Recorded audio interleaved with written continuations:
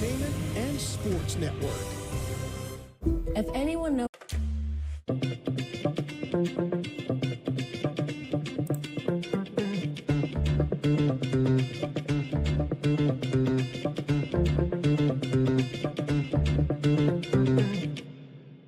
These pics are insane. You cook like this every night? Yeah, but here's my secret. They're Home Chef's fast and fresh meals. What are those? They're easy to prep, there's no cleanup after, and they cook in the microwave or oven. Hold on, I gotta try this. You can get 18 free meals plus free shipping when you sign up for Home Chef today.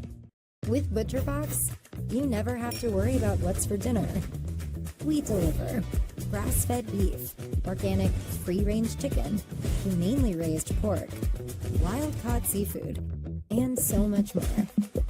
Get high-quality meat sourced from trusted partners with free shipping always. So you can always be prepared and enjoy the important things. Sign up for ButcherBox today.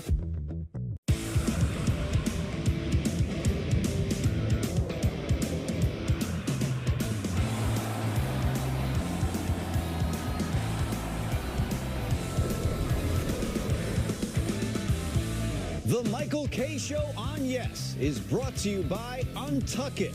Shirts designed to be worn untucked. Shop now at untuckit.com.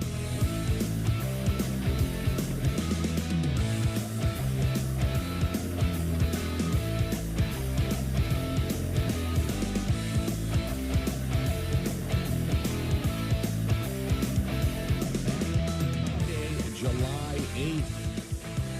2024, Don, the 1-year anniversary of Peter and Natalie Rosenberg. Congratulations on 1 year. It has been an amazing year, I'm sure. And I'm so happy for you. I can't believe that time flew by. It just felt like yesterday we were at the wedding and getting to meet so many really wonderful people and eat tremendous food and hear great music. And it's really not that often that we're all together the way we were with Andrew and Anthony and Ryan Hurley, our former boss. It was just a really great day. And congratulations to you and Natalie on your first year of many, many more. And hopefully for the rest of your lives. You know what, Don? Thank you very, very much. That is very, very appreciated. I can't believe time's gone that fast either. It's that was the thing to me. Is like a year? How is that humanly possible? I mean, I'm sure even right now for our audience, Don, they're going, wait a second. All the build up to that damn wedding, and it was already a year ago? How is that possible? Well, build up, complaining. It depended on who you were talking to. It's a great point. About it. But that's good news, right? I mean, if you had sat there and told me, well, God, it feels like 10 years. You know what, Don? You know what? It's a really, really good point by you. So that's good news, I guess. Listen, there was not a lot of good news for the Yankees over the weekend. Seems like a common theme as we get into Diamond Notes. Brought to you by London Jewelers and driven by Nissan. Another series lost on another tough loss in the division to the Red Sox. This has gone from sort of a cute story like, oh, they're kind of slipping, oh, ho, ho, ho, to there's just no way you get around it. There's something going on, and it is bad. Well, and it's everything. Like last night, they couldn't hit. I mean, they couldn't touch Crawford. What do you have, 40 pitches in the first 5 innings, which is ridiculous. I mean, it is ridiculous how easy they went down getting shut out in their own building in a rubber match. It's been, 6-7 series they haven't won. They have split of the 4-game series against the Blue Jays. Otherwise, the other 6 around that have all been series losses. And then when they do hit, they don't get any pitching. Whether it's the starting pitching, whether it's the bullpen, Holmes coughing it up the way he did on Friday. So it's so many different things. And the frustrating thing about it for me is again, I don't want to get on Michael, he's not here, but I listened to the mashup show with Rick DiPietro. Great job by both of them. It was on 1050 from 10 to noon. It was a really good listen. I'm going to be doing one with Rick later on in the month. I'll be doing one with Bart coming up in August. I know, Peter, you've got a couple coming up this summer as well. An initiative to kind of get some attention over on 1050 and have some fun this summer.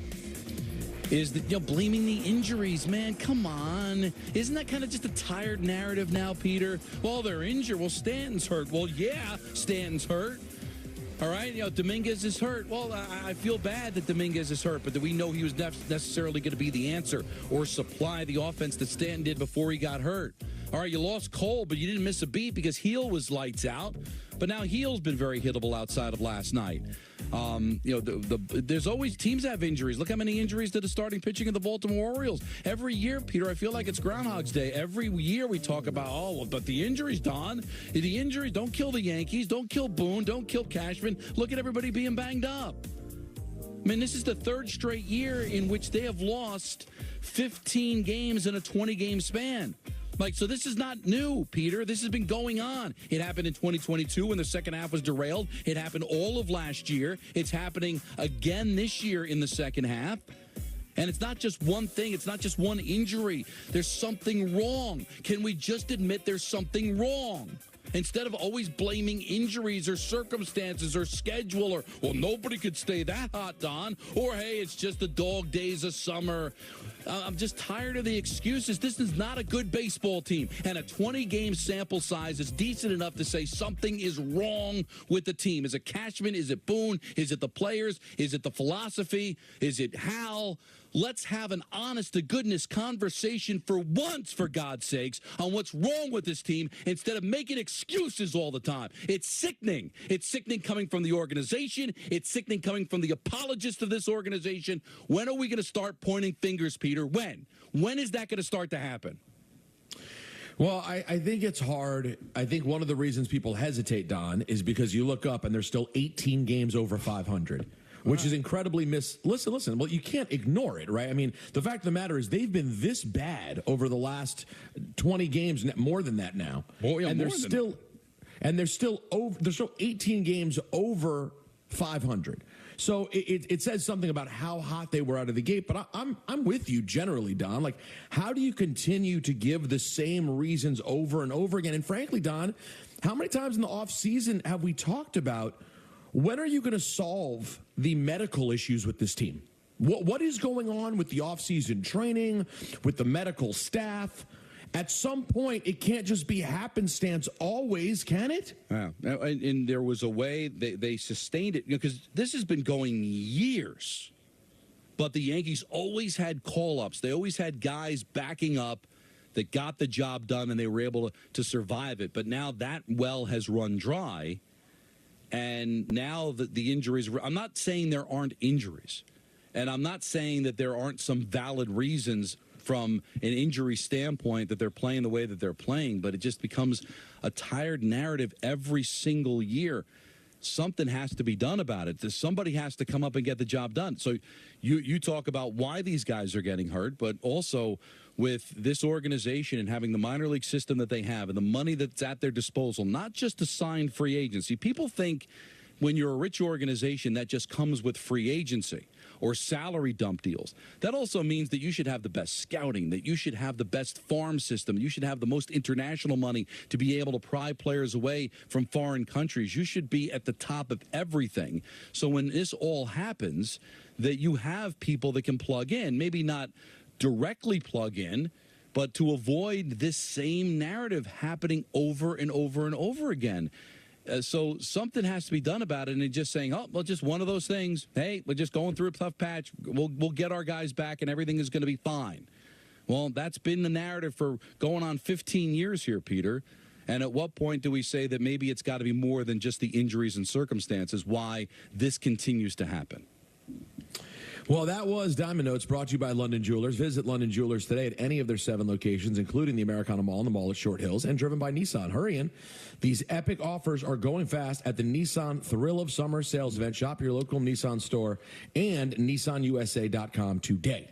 Now, I have got another thing I wanted to throw out there, and that is and I tweeted this out over the weekend. I'm not sure that you saw it, is the whole Fire Boone narrative.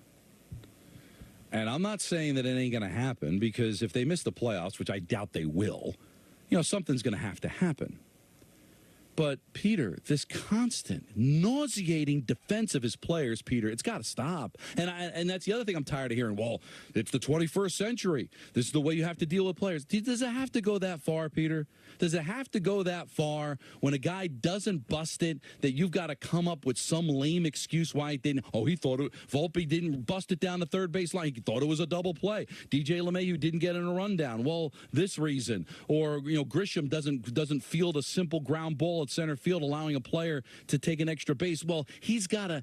Well, what was the phrase that Boone used? Like, he's got a heartbeat or something. Stop. You can't. So you're telling me, Peter, because you're more with it than I am. I mean, I'm the old school get off my lawn guy. You're supposed to be the opposite of that. So right now, it is a death sentence. It's in professional sports as a manager or head coach to ever criticize your players. It is an absolute death sentence. You'll lose the room. You'll get fired if you have even a little tiny critique of your player. Are we to that point? Because apparently the New York Yankees think you are. Well, they think that you're at that point.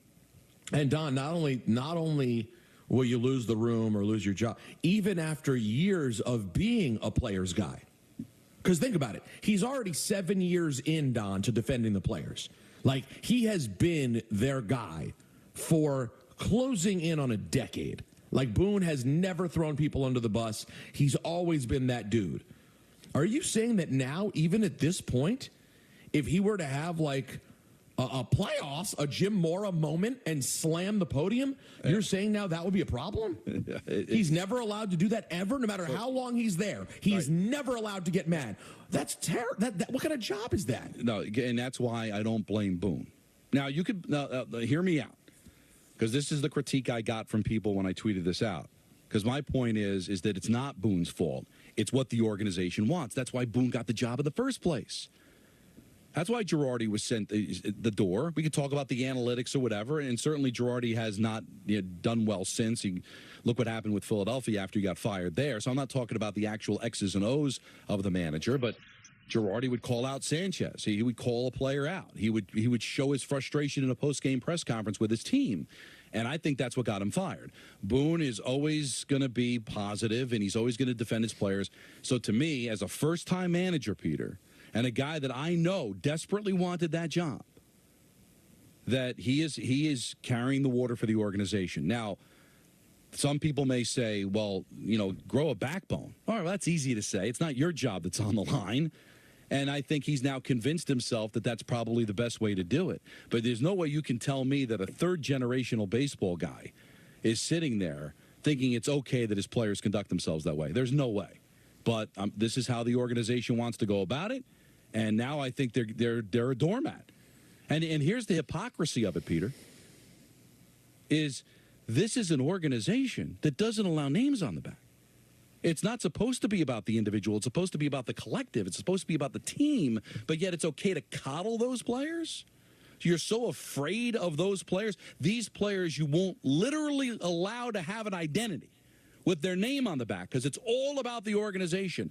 You're now allowing those players to run the organization and do what they want and not be reprimanded for it? And stop with the whole, well, we don't know what's happening behind closed doors. That's BS, Peter, because you know what? It's got to spill outside those doors. And I do think sometimes being honest, if you're going to have a post-game press conference, I want my manager to be honest. If he's ripping players behind closed doors, then you should be able to rip them publicly. They're grown men. And to me, I think it has more of an effect when you go public than if you keep it hidden. That's also a sign of protecting players, that you rip them behind closed doors and then lie to the general public outside those doors. Stop it. That's a starting the Pinstripe Report, which is brought to you by Samwell Institute for Pain Management. Yeah, Don, listen, I'm loath to criticize Boone too much because I do like him personally, and I certainly don't think he's the reason that they stopped pitching. No. He's not the reason that they stopped hitting. Everyone but, Judge, essentially. That's not on Aaron Boone. But I do appreciate the fans' frustration with everything sort of always sounding okay. You know, optics do matter when you have a fan base. And you have a fan base here with the Yankees that pays a lot of money. A lot of their hard. Don, we're going to go to the phone lines right now, and I'm confident that there'll be a lot of people who have things to say about this. Let's start off with Jimmy in Connecticut. Hey, Jimmy. Hey, guys, what's going on? Listen, I know how Michael feels about calling for people's jobs. I'm not here to do that. But I will say this. I did a little math this morning. 2 years ago today, the Yankees were 61-23. Since that day, 332 regular season games have been played. The Yankees are 175 and 157.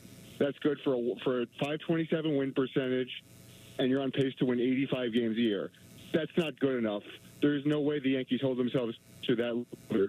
And this is the problem that I see, is that if nobody is held accountable, the players notice that. And do you think they're really motivated to up their game and find another level? Anybody knows, even Boone, maybe he doesn't feel the pressure because maybe he just thinks his job is safe. I don't know, but it just seems like the same thing every year, and it's just getting really old and really tired and really frustrated. I want to know your thoughts, because I know we don't want to call for people's jobs, but it's just, at what point do you start to change the way you're thinking about things?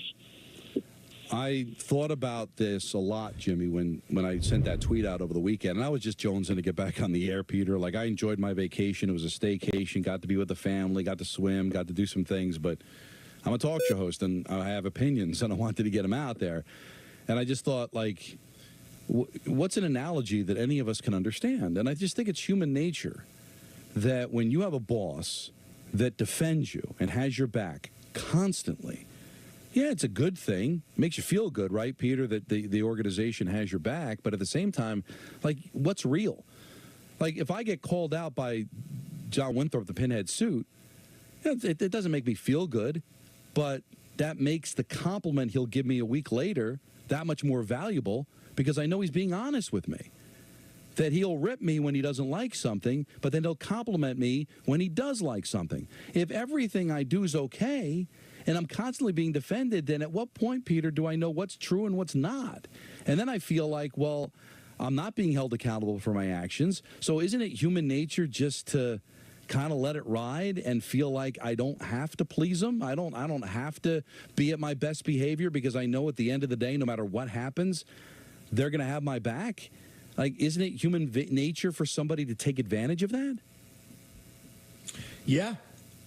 I think that's just how things are. I mean, even if it happens, Don, without people knowing they're doing it, it's subconscious, right? Yeah. It's like, it's not anyone trying to do it, but that's the thing about having consequences. Let's go to Joshua in Inwood. Hey, Josh. Don and Peter, what's going on? How are you, buddy? Good, buddy. How you doing? Hello? I'm doing good. Before I get to my Yankee point, I had a Daily Dawn list recommendation. Go ahead. So The Sopranos is celebrating 25 years this year. So I thought maybe it might be fun to do a top 5 most unlikable Sopranos characters. You have Livia Soprano, Janet Soprano, Mikey Palmici, the Hua guy, AJ. And conversely, you could do a top 5 most likable Sopranos characters. It's interesting. It's not bad. It's not bad, but I got to tell There's a lot there. Because I'm itching to tell you, I have my number one, and it's not even close. For hateable? Yeah. I despise this person. Disgusted every time an episode involved them. Ralphie? No. Oh, no, you told me this already. No, it's... Well, this is a good tease if you actually do the list. So it's not people are waiting to hear. It's Olivia. It's Olivia. No, listen, you know what, Joshua? I wasn't going to do it. Because I don't usually take requests because I got to feel it, but now I feel it because Peter's 2 guesses were so way off that I believe that really? Tomorrow I am going to have a top 5 most hateable characters on The Sopranos. Why don't you do it today? Want me to do it today? I do, because you never know. Michael could come shot out of a baseball cannon tomorrow and roll his eyes that you bring it up. So why not just do it today? Yeah, you know what? I'm gonna 345. Top five. You know, no. Give me 445. I don't want to make. I don't want to make it seem like it's too rushed. I do want to put thought into it. Although put the time in. Although really, it's only a top 4 because I've got the number 1 with a bullet. So all right, Josh, what's your Yankee point? Yeah. Okay, so with the Yankees, I wanted to say that, like, they're caught between a rock and a hard place because trading for Soto in the offseason, you kind of put all your chips to the middle of the table. You kind of went all in on the season. And I'm sorry, but right now this team is not a championship caliber team right now. So, and like Michael has said, this team has a lot of holes. And they really, really do need bullpen help. But there's a lot of teams out there who are on the precipice of being a contender. Including the other team in New York. Help. So, yeah, so if you want a guy like Mason Miller, you're going to have to give up a Jason Dominguez or a Spencer Jones. And I don't know if the Yankees want to do that. They don't. I mean, we've already heard Hal talking about how a $300 million payroll isn't sustainable. So he's kind of already laying the breadcrumbs saying, you know, we're probably not going to be able to play in the waters that Soto is going to be playing in. So, and I think they would prefer to move Judge back to right field anyway, and then maybe have Dominguez start in center field and Spencer Jones at left field. But, I mean, it's tough because this team has a lot of holes right now that they need to plug, but it's like you're going to have to give up these prospects to get the guys that you need to really go all in on this season. And I'm sorry, they're not better than the Orioles right now. They might not be better than the Red Sox or the Guardians or the Astros. I mean, with the way they're playing right now, I don't know. They can be beat by anybody. They got swept by the Reds at home. I mean, come on. Yeah, that was really embarrassing. And also, I don't think the Red Sox are a very good team, and yet they're keeping the Red Sox in this thing based on how they played against them and also how terrible they've been in their own division, which is also an eyebrow raiser. But Peter and Joshua, thank you for the phone call because I think he nailed it that they need the bullpen help, and you don't want to give up too many prospects. In a normal year, you wouldn't have to give up a lot to get bullpen help, but there are going to be so many teams alive. Now, there's less and less each day. Some teams are starting to fall out of it as we get deeper in, but because of this third wild card, there's going to be a lot of teams that are going to be buyers for bullpen, and that means you might have to give up something that hurts in order to get that right arm to be able to put in to the bullpen. When I say right arm, I mean the right guy, not necessarily a right-hander. The correct arm, Don. You know, so, yeah, and he mentioned guys that they don't want to give up Spencer Jones, and I understand that. He's got a tremendous future. He's one of the, I think he's, I think he is like a top 10, top 20 prospect in all of Major League Baseball. So you don't want to give that up for some flyer out of the bullpen. But you're going to have to give till it hurts if you're going to have maybe 10 teams all looking for the same players by the time we get to the end of the month. Let's go to Charlie in Queens. What up, Charlie? How you doing, guys? First of all, Peter, congratulations on your anniversary. Thanks, Frank. And Don, at the beach bash, you're like so young there throwing that wiffle ball. You guys hit on most of my points, but I just want to run something by you with Aaron Boone. You've been defending the players, like you said, all these years. Now, I don't really think it's a slap in his face that they don't hustle for him, that they put him in a position where he has to defend them instead of doing what they have to do. And also about what Don said about coming out in public and ridiculing him. About 20 years ago, I mean, I know it was a long time ago, it was a different era, Bobby Cox had a press conference about Andrew Jones when he first came up. And he ripped Andrew Jones because Jones wasn't hustling. He did it right in public. And after that, Jones became a hell of a ball player. Maybe he got the message. And Paul Maurice with the Panthers, during the playoffs, he ripped some of his plays. And what they do, they came back the next game and they scored game-winning goals. So this stuff about Boone every day, there's something going on because evidently they don't hustle for him. So maybe it's something with him that they really don't care for him that much because if they liked him that much, they wouldn't put him on that kind of spot. I'd like to get your opinion. Well, I think they like him fine. I don't think it has anything to do with that. It's just that we were talking about it, just human nature if you're not going to get called out. And isn't it interesting, Peter, I'm not going to get on Charlie, but all of a sudden criticism becomes ridiculing. Nobody is asking you to poke fun at the players. Nobody's asking you to embarrass the players. What would be so wrong? Like Paul Maurice, Kachuk needs to play better. You know, why can't you just say to the player, we need more from him. You know, we need Volpe should know better. Like, is that ridiculing a player? If we got to that point that any kind of critique, it's like, oh, stop, you're beating me up. Come on, you got to. Well, no, you already know, Don. It's not that way across all sports and all teams. So, no, that's yes, fine. It's more common now to be easy on players, but Don, certainly it's not across the board. It's a Yankee thing. 1-800-919-3776. We have so much to do on this program today, Don. So many things to talk about. Ladies and gentlemen, Don watched soccer this week. All right? That's how many different things happen. I might have watched more soccer this weekend than I've watched in my life. Certainly going back to, like, what was that, was it 2012? But what was the World Cup that the U.S. actually had some pulse? Well, I mean, they had a pulse, sure. When was that? Well, 14. 14. 14. Yes. And then in 94, I was all over it. Because it was here, and it was cool. But that's 30 years ago. But no, I tell you, Copa America, I didn't watch a second. But the Euros... Well, Don's got thoughts. Don has thoughts. All right, we'll get to that. Plus, we have a big ENN later. So many things to do. Also, the Malik Neighbors story from the Giants, sort of interesting, sort of troubling, and maybe not a big deal. I don't know. It's not great. We'll get to all of it. It's Peter and Don. It's the K Show on 98.7 ESPN New York.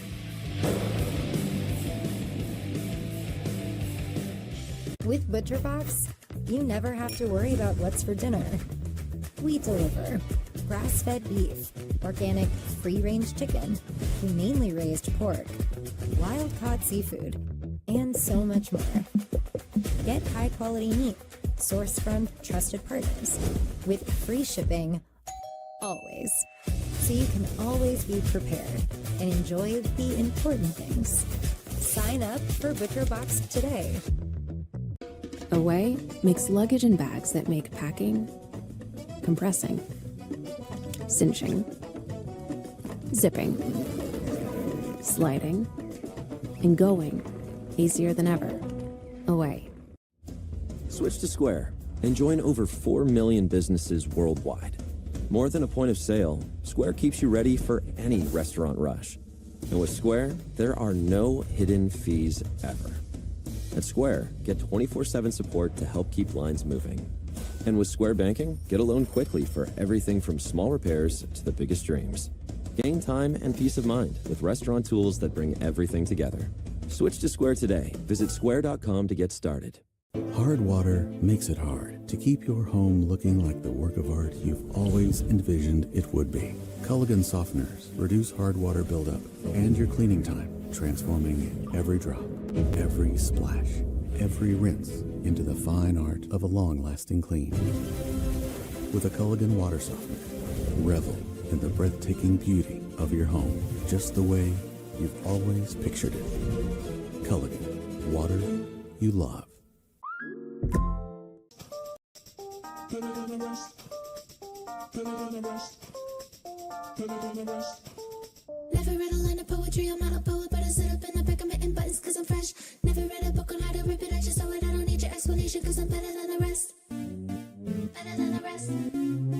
Better than the rest. Let me take you for a ride. I can make you feel alive.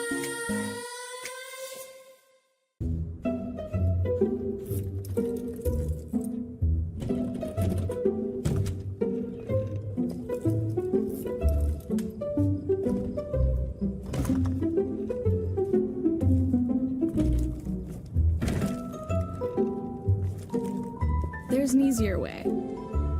From little fixes to big projects, taking care of your home is easy with Thumbtack. Download the Thumbtack app and start caring for your home today. Big season. More reasons to say yes. Yes to in-game live stats. What a home run for Soto. With Strike Zone, pitch by pitch, and player stats. Live stats. Check it out now on the Yes app. It's choices, and your Ford dealer is the place to start. With a full lineup of vehicles and available powertrains, get your ideal combination of power and capability with gas, hybrid, or all electric. But more important than the power you choose is what you choose to do with it. Right now, returning lessees can lease a Bronco Sport for $319 a month for 24 months, only at your local Ford stores. My name is Karan, and I'm from Brooklyn. I work for the City of New York as a police administrator. I oversee approximately 20 people, and my memory just has to be sharp.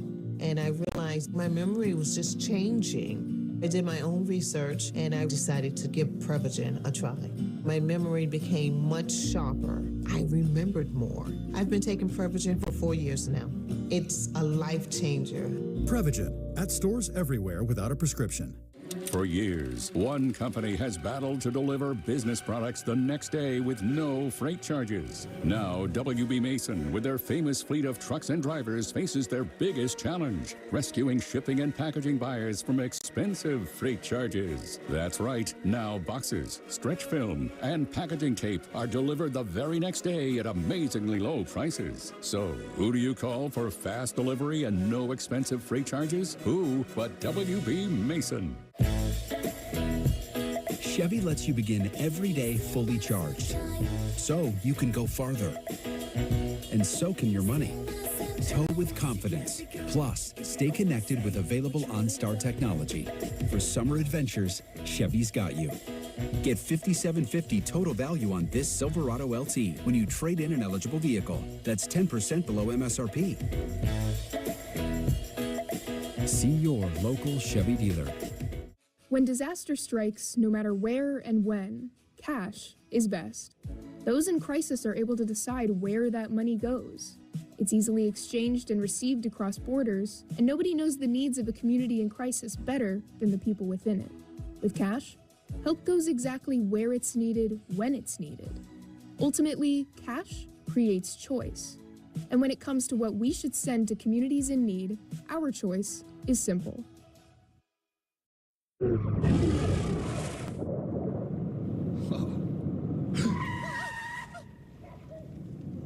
Eyes forward. Don't drive distracted. It's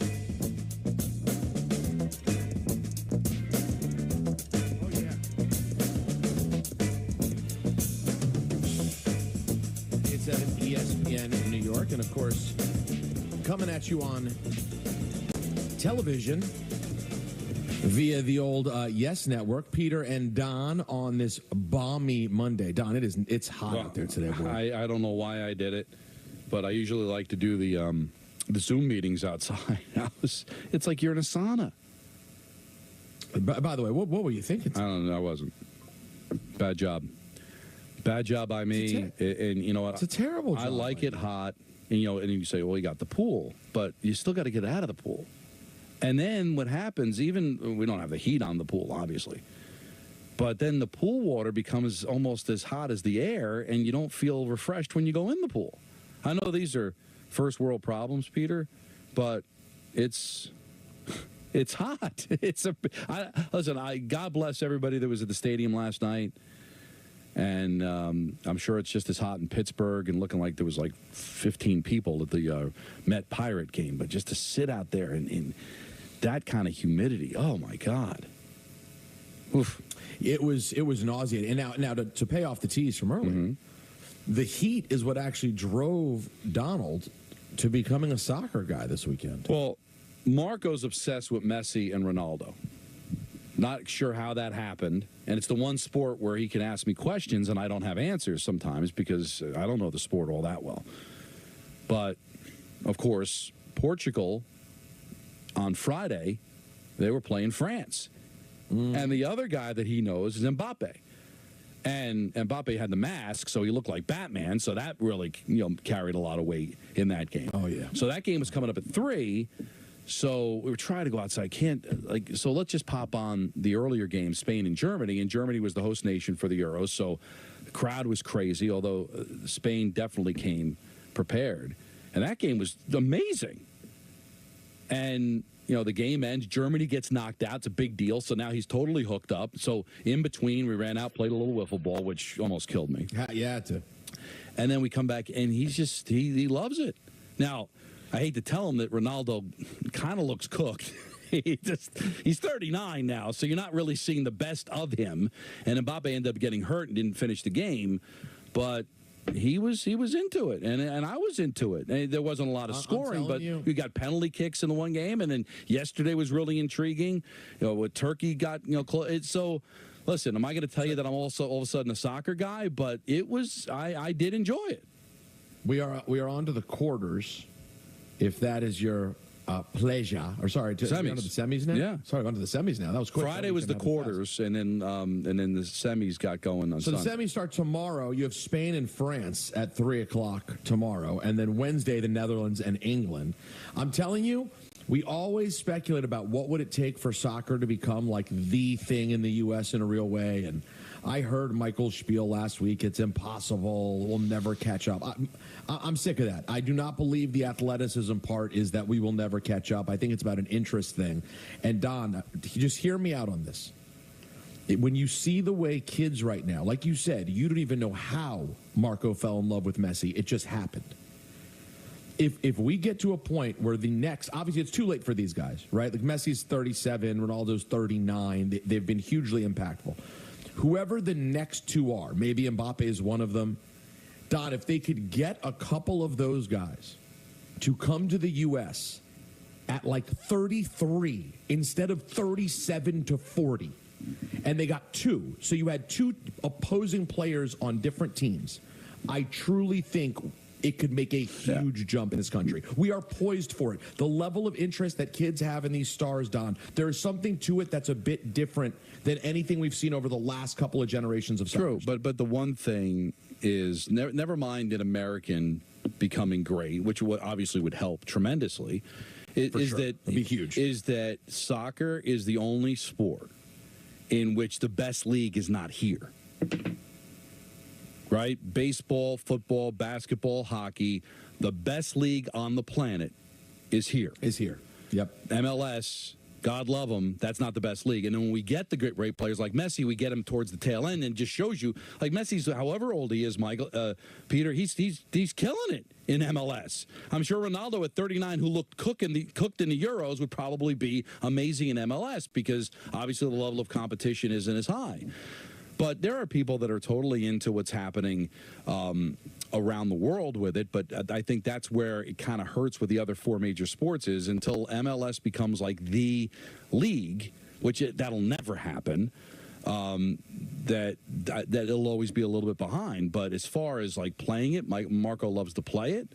Marco loves to watch it. Relatively speaking, he's 6.5 years old. I mean, he's not going to sit there and watch every second. He's running, doing other things, but he's invested like he is with other sports. And eventually, he'll trim the tree like everybody does as they get older. And we'll see if soccer ends up surviving. But there's a lot of competition. Maybe it's the one. But you don't know. We'll see. I mean, but it's still But Don, it's when you have a reason to care.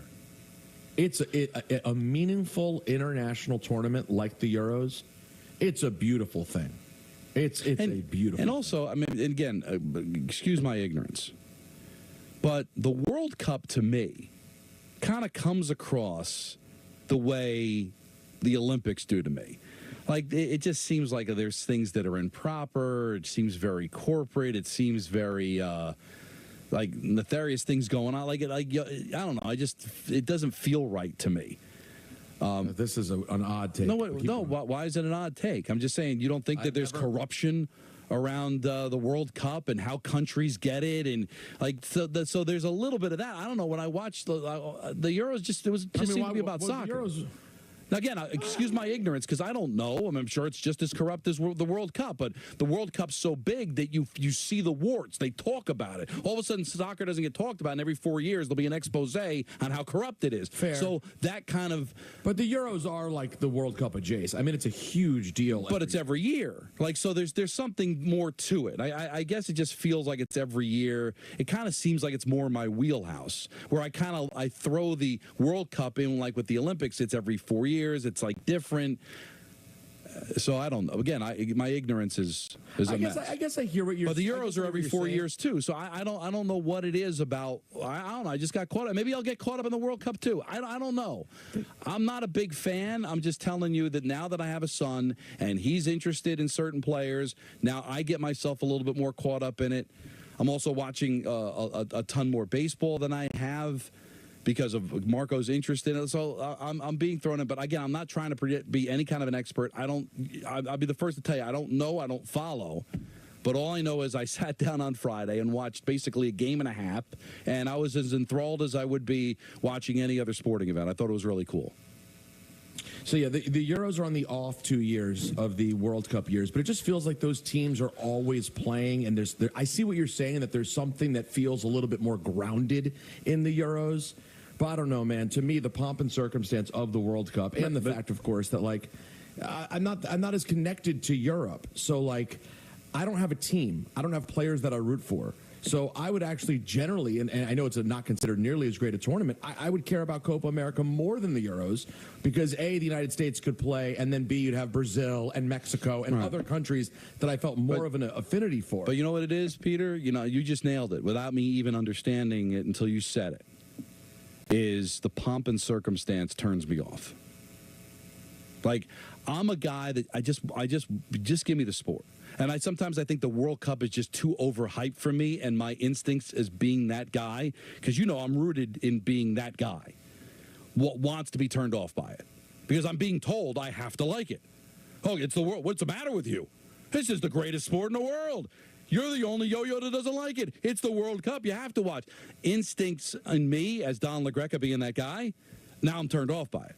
Like, nobody's forcing me to watch the Euros. Nobody's forcing me to watch Copa America. The Euros happened very organically this time around. It just sort of became a big conversation in more mainstream places. Whereas you're right, World Cup, it does feel like everybody, every bar has to have a thing. I hear that. So I think and I'm telling you, that's a fault of me. Like, that's why I haven't watched the Manning cast, because I'm that guy. Like, so, but I hate it because it's the same thing with the Olympics.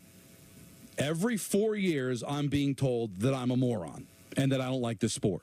And you know what? Now I'm just going to double down. Same thing with the Olympics. Come on. This story about, you know, some gymnast or something. You got it. No, I don't care. But now, you're un-American. And I'm being told I'm an idiot.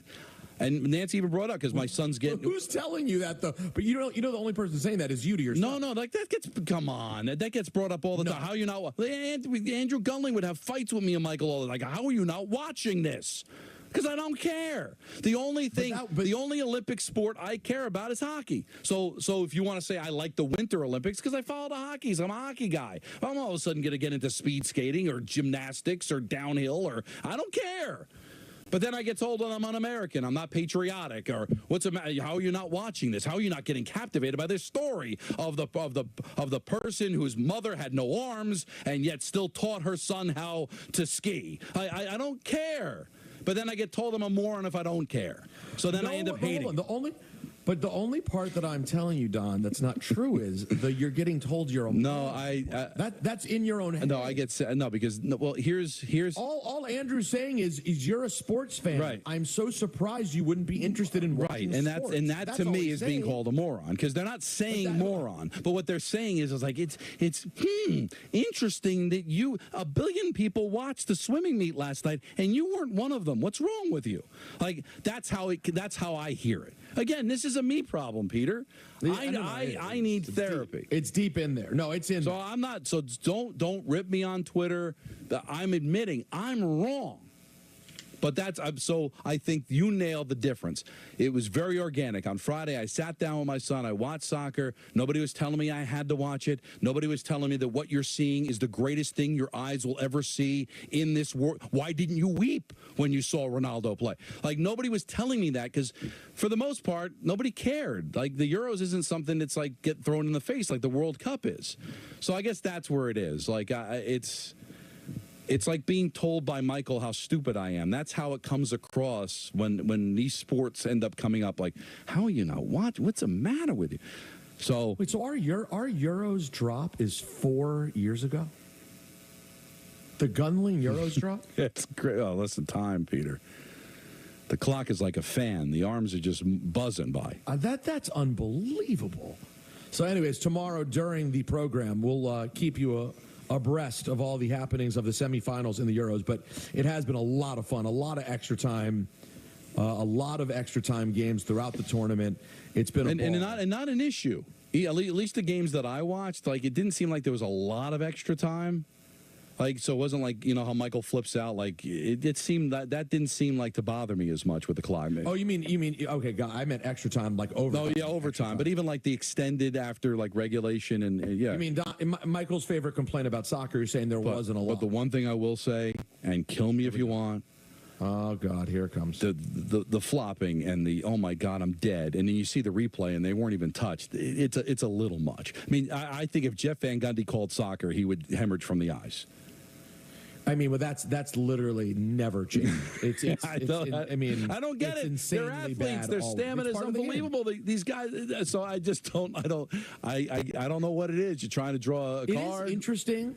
It is interesting that like football hasn't taken on more of that.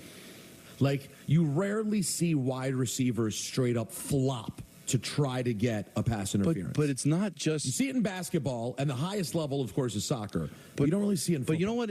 I get the flopping to get the call, but it looks like they're dead. Like, and it looks like they bring out the stretcher, and then the next thing you know, they don't even lead the game. But like every play that they fall down, it's like, oh my God, they're writhing. And there was even one where Ronaldo, he's holding his knee, like, oh my God, is this going to be the end of his career? And then he didn't even leave the game. No, I don't even know. It would have to take, God forbid, something, and it's happened. Remember a couple of years ago when that player collapsed? Like, if there's contact in soccer, Don, I'm never worried there's an actual injury. The only time in soccer I'm actually worried about someone is if there's like a collapse in hot weather. When there's contact, it's always fake. Every single time. No matter how big the writhe is, you just know you got to wait it out and see what happens. But it has been a real joy to watch. I wish I had a team I like lean towards. Like my mom's family's Polish. I don't know. I've never had a connection to Polish soccer. My dad's side is Hungarian. I don't think there's a major Hungarian soccer movement. I just never felt that connection to the Euros. But this year, for whatever reason, the timing of it's been great. It's just been fantastic. And over the July 4th, it was great. We'll get your calls on that and so much more, including what the hell is going on with the New York baseball Yankees. It has been just a dreadful stretch. But, Don, I have something positive to talk to you about. On the positive tip, you know what I'm saying? Let's talk for a second about Security Dodge, Long Island. Custom Ink helps us celebrate and drive our students' achievements with custom gear. They love Custom Ink's different styles and designs. We love how Custom Ink makes the process simple with their easy-to-use design lab, expert artists ready to help, and unbeatable customer service. Custom Ink allows our kids to show everyone their accomplishments and the pride they have in our school. When we place an order, I know they got our back, so we can focus on the kids. Custom Ink has hundreds of products to help you feel connected. Upload your logo or start your design today at customink.com. The finest premium arena club in the world comes alive in Brooklyn. Welcome to Crown Club, the Brooklyn Nets' most exclusive club in Barclays Center. Featuring a menu curated by a major food group with Carbone classics and a world-class wine list. To learn more about premium memberships at Barclays Center, visit brooklynnets.com/crown-club. That's Aaron Judge. Yeah. Sometimes you get the feeling you're watching a Hall of Famer right in the middle of his prime. The captain is rolling. They're going to need a longer tape measure. A monster blast. See ya. Wow.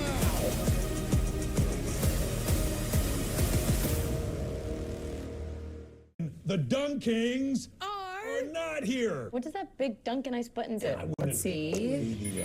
Okay. A lot of surprises. Let's put a Dunkin' Ice in every hand this summer. I'm going to ask you a series of questions about your life, your career, and everything in between that we've uncovered. They're all centered on numbers. Some of the numbers might be familiar to you, but they all add up to tell your story. The Story of My Number, presented by the New York Lottery. Streaming now exclusively on the Yes app. Wounded Warrior Project has been with me every step of my journey. Aaron, how you doing, buddy? With experiences that help me realize that I'm not alone. And specialized programs that give me the tools to train my body and mind. Now, it's possible for me to get back out there. To get out of my comfort zone and try new things. To build and be part of a community that supports other warriors. It's possible to get the help I need for me and my family. I got my confidence back. I'm setting goals and I'm achieving them.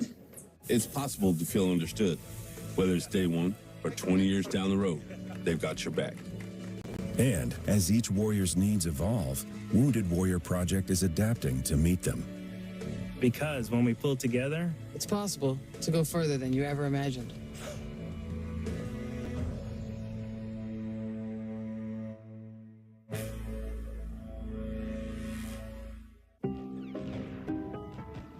I deprioritized. But it's a work call. Oh, a work call? Deprioritized. T-Mobile home internet relies on cell phone towers, so when their network gets busy, Not the fridge, come on. you can be deprioritized. It's too bad. It's a good movie. Yeah. Forget T-Mobile cell phone internet. Get home internet that puts you first. Get Spectrum. This is a keepsake frame. This is actually a photo from my wedding. I'm Adam Weiss, founder and CEO of Keepsake, the mobile app that makes it easy to have your photos printed, framed, and shipped to your doorstep. You just choose a photo that you love, you can preview it in over 100 frames, and in a couple of days, you're gonna receive your photo in a beautiful, handmade frame. So if you've got a special photo on your phone, install the free Keepsake app. We would love a chance to frame it for you. I'm Dave Portnight, and I'm asking for your help in supporting the Tunnel to Towers Foundation as it continues to pay off the mortgages for fallen first responder and Gold Star families who died in the line of duty and left behind young children. Not only that, but they also build mortgage-free smart homes for catastrophically injured veterans and have recently committed to eradicating homelessness amongst our veterans.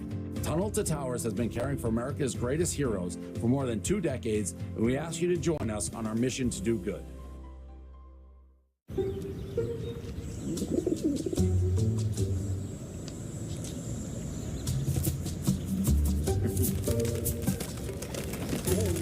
Not every decision you make will be as good as getting a Volkswagen at the Savvy VW Summer Sales Event.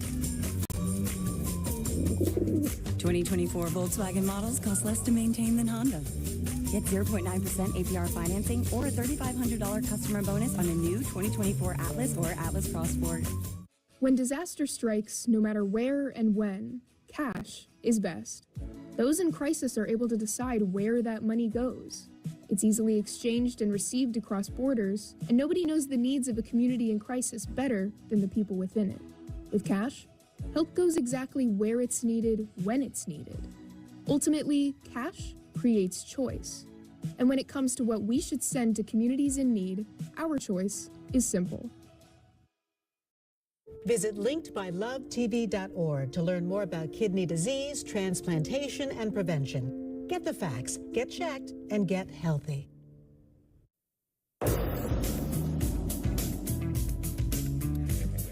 Alrighty. Guys, you can travel with the home team. That's right. ESPN New York's giving you the chance to score an amazing road trip and head down when New York visits Miami. You and a guest could enjoy the weekend with round-trip airfare and hotel. For official rules and to enter, visit the ESPN New York app and click on Travel with the Home Team. It's all brought to you by Corona, the official cerveza of Major League Baseball, and C4 Energy. Crack open a can of C4 Performance Energy for a sip of the official energy drink of summer. And, guys, I'd be remiss, we just said it during the break, but I got to tell you again, if you have not yet reset your preset with ESPN New York, this is big, all right? You got to show us that you're listening by uploading a photo of a device playing the ESPN New York app for a chance to win a once-in-a-lifetime experience with your favorite radio host. I have one in there, by the way, that we haven't even announced yet that I'm very excited about. Okay.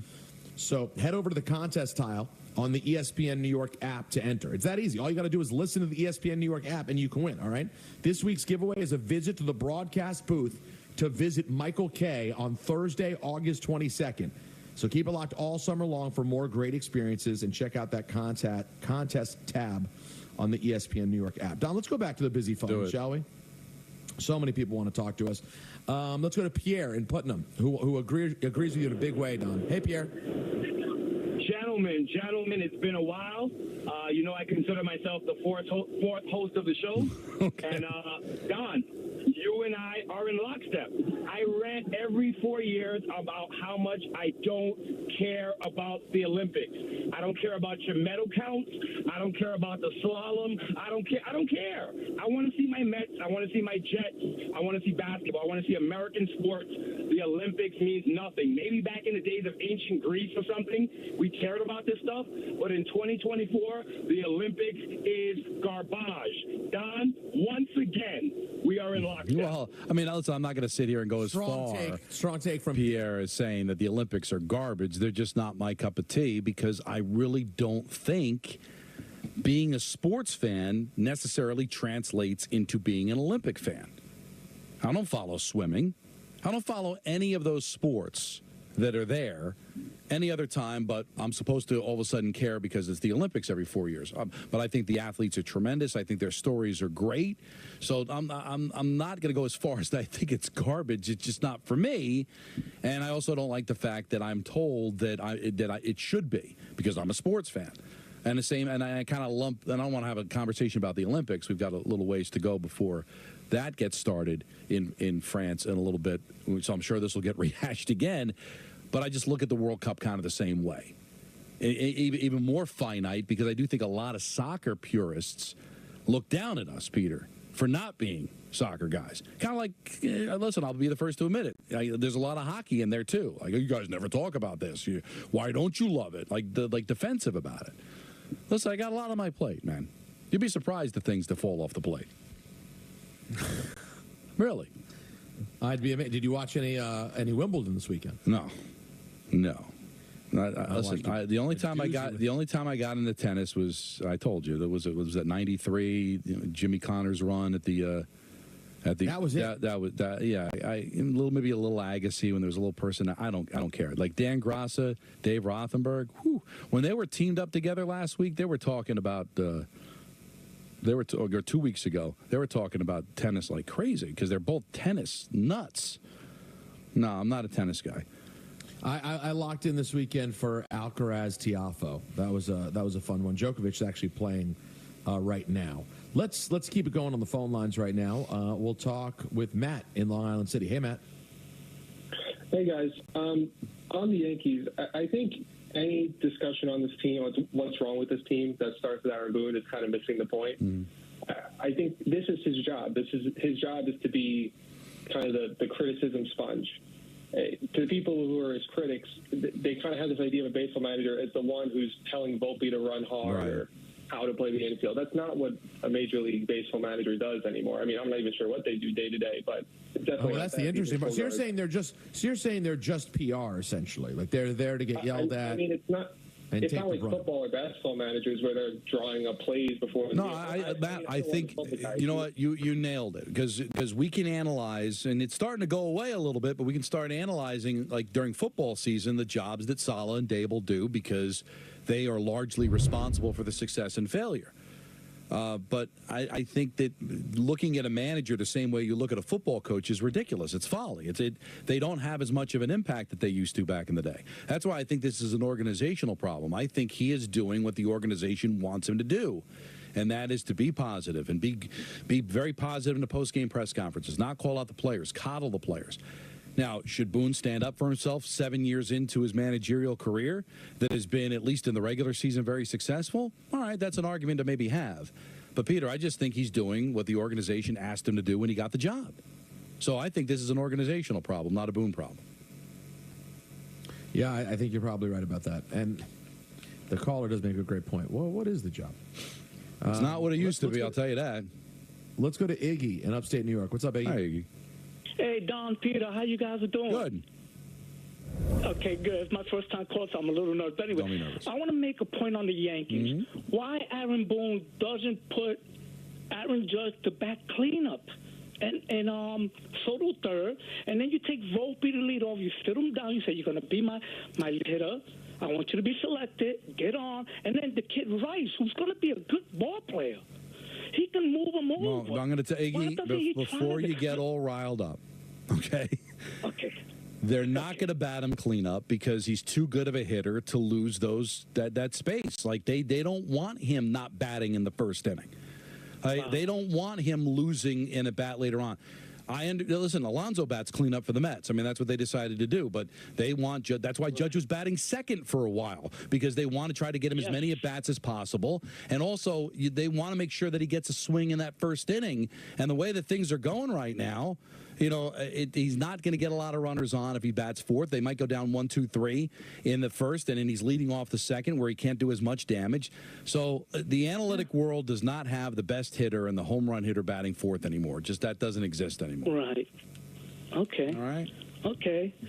Because Verdugo's a cleanup hitter. He's not. He's a good fifth or sixth place hitter. And that's why I can't get on Boone, because he's not hitting. Right. Nobody's hitting. So the only two guys that are hitting consistently are Soto and Judge. He's got them together, which I think is smart, because there's damage that could be done there. But, Peter, what's Boone supposed to do? You can jiggle this lineup any way you want. It's not going to matter when only two guys are hitting consistently. Let's keep it moving. Actually, no, let's take a break. Yes. And then we'll get some more people on the other side. Don, you have a list coming up at 4:45. It's done. It's complete. So this is, and so I've got 45 minutes to change my mind. I don't see how I'm going to do that.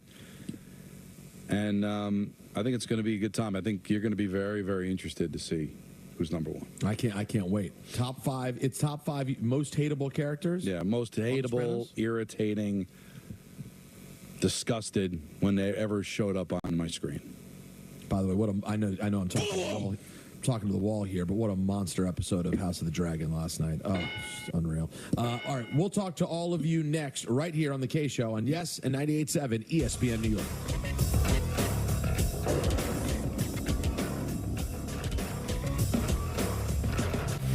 The Michael K Show on Yes is presented by Untuck It.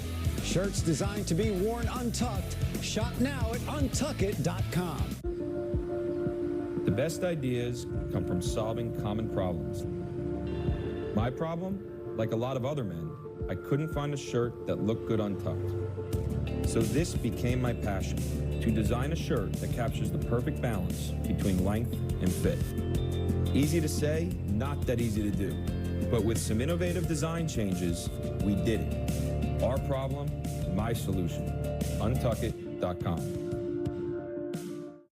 Stay straight for the next 200 miles.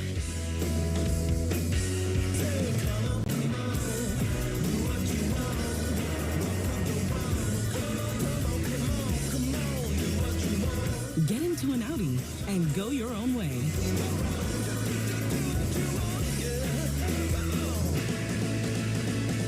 Find your way to exceptional offers during the Summer of Audi sales event at your local Audi dealer. Give your engine the attention it deserves with Napa Full Synthetic Engine Oil. Its advanced formulation delivers faster flow and temperature protection in the harshest driving conditions, elevating engine performance by helping it run cleaner, longer. Available now at Napa.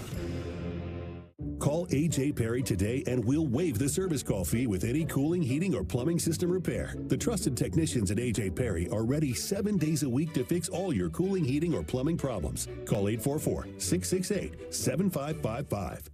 Hi, I'm Greg. I live in Bloomington, Illinois. I'm not an actor. I'm just a regular person. Some people say, why should I take Prevagen? I don't have a problem with my memory. Memory loss is not something that occurs overnight. I started noticing subtle lapses in memory. I want people to know that Prevagen has worked for me. It's helped my memory. It's helped my cognitive qualities. Give it a try. I want it to help you just like it has helped me. Prevagen, at stores everywhere without a prescription.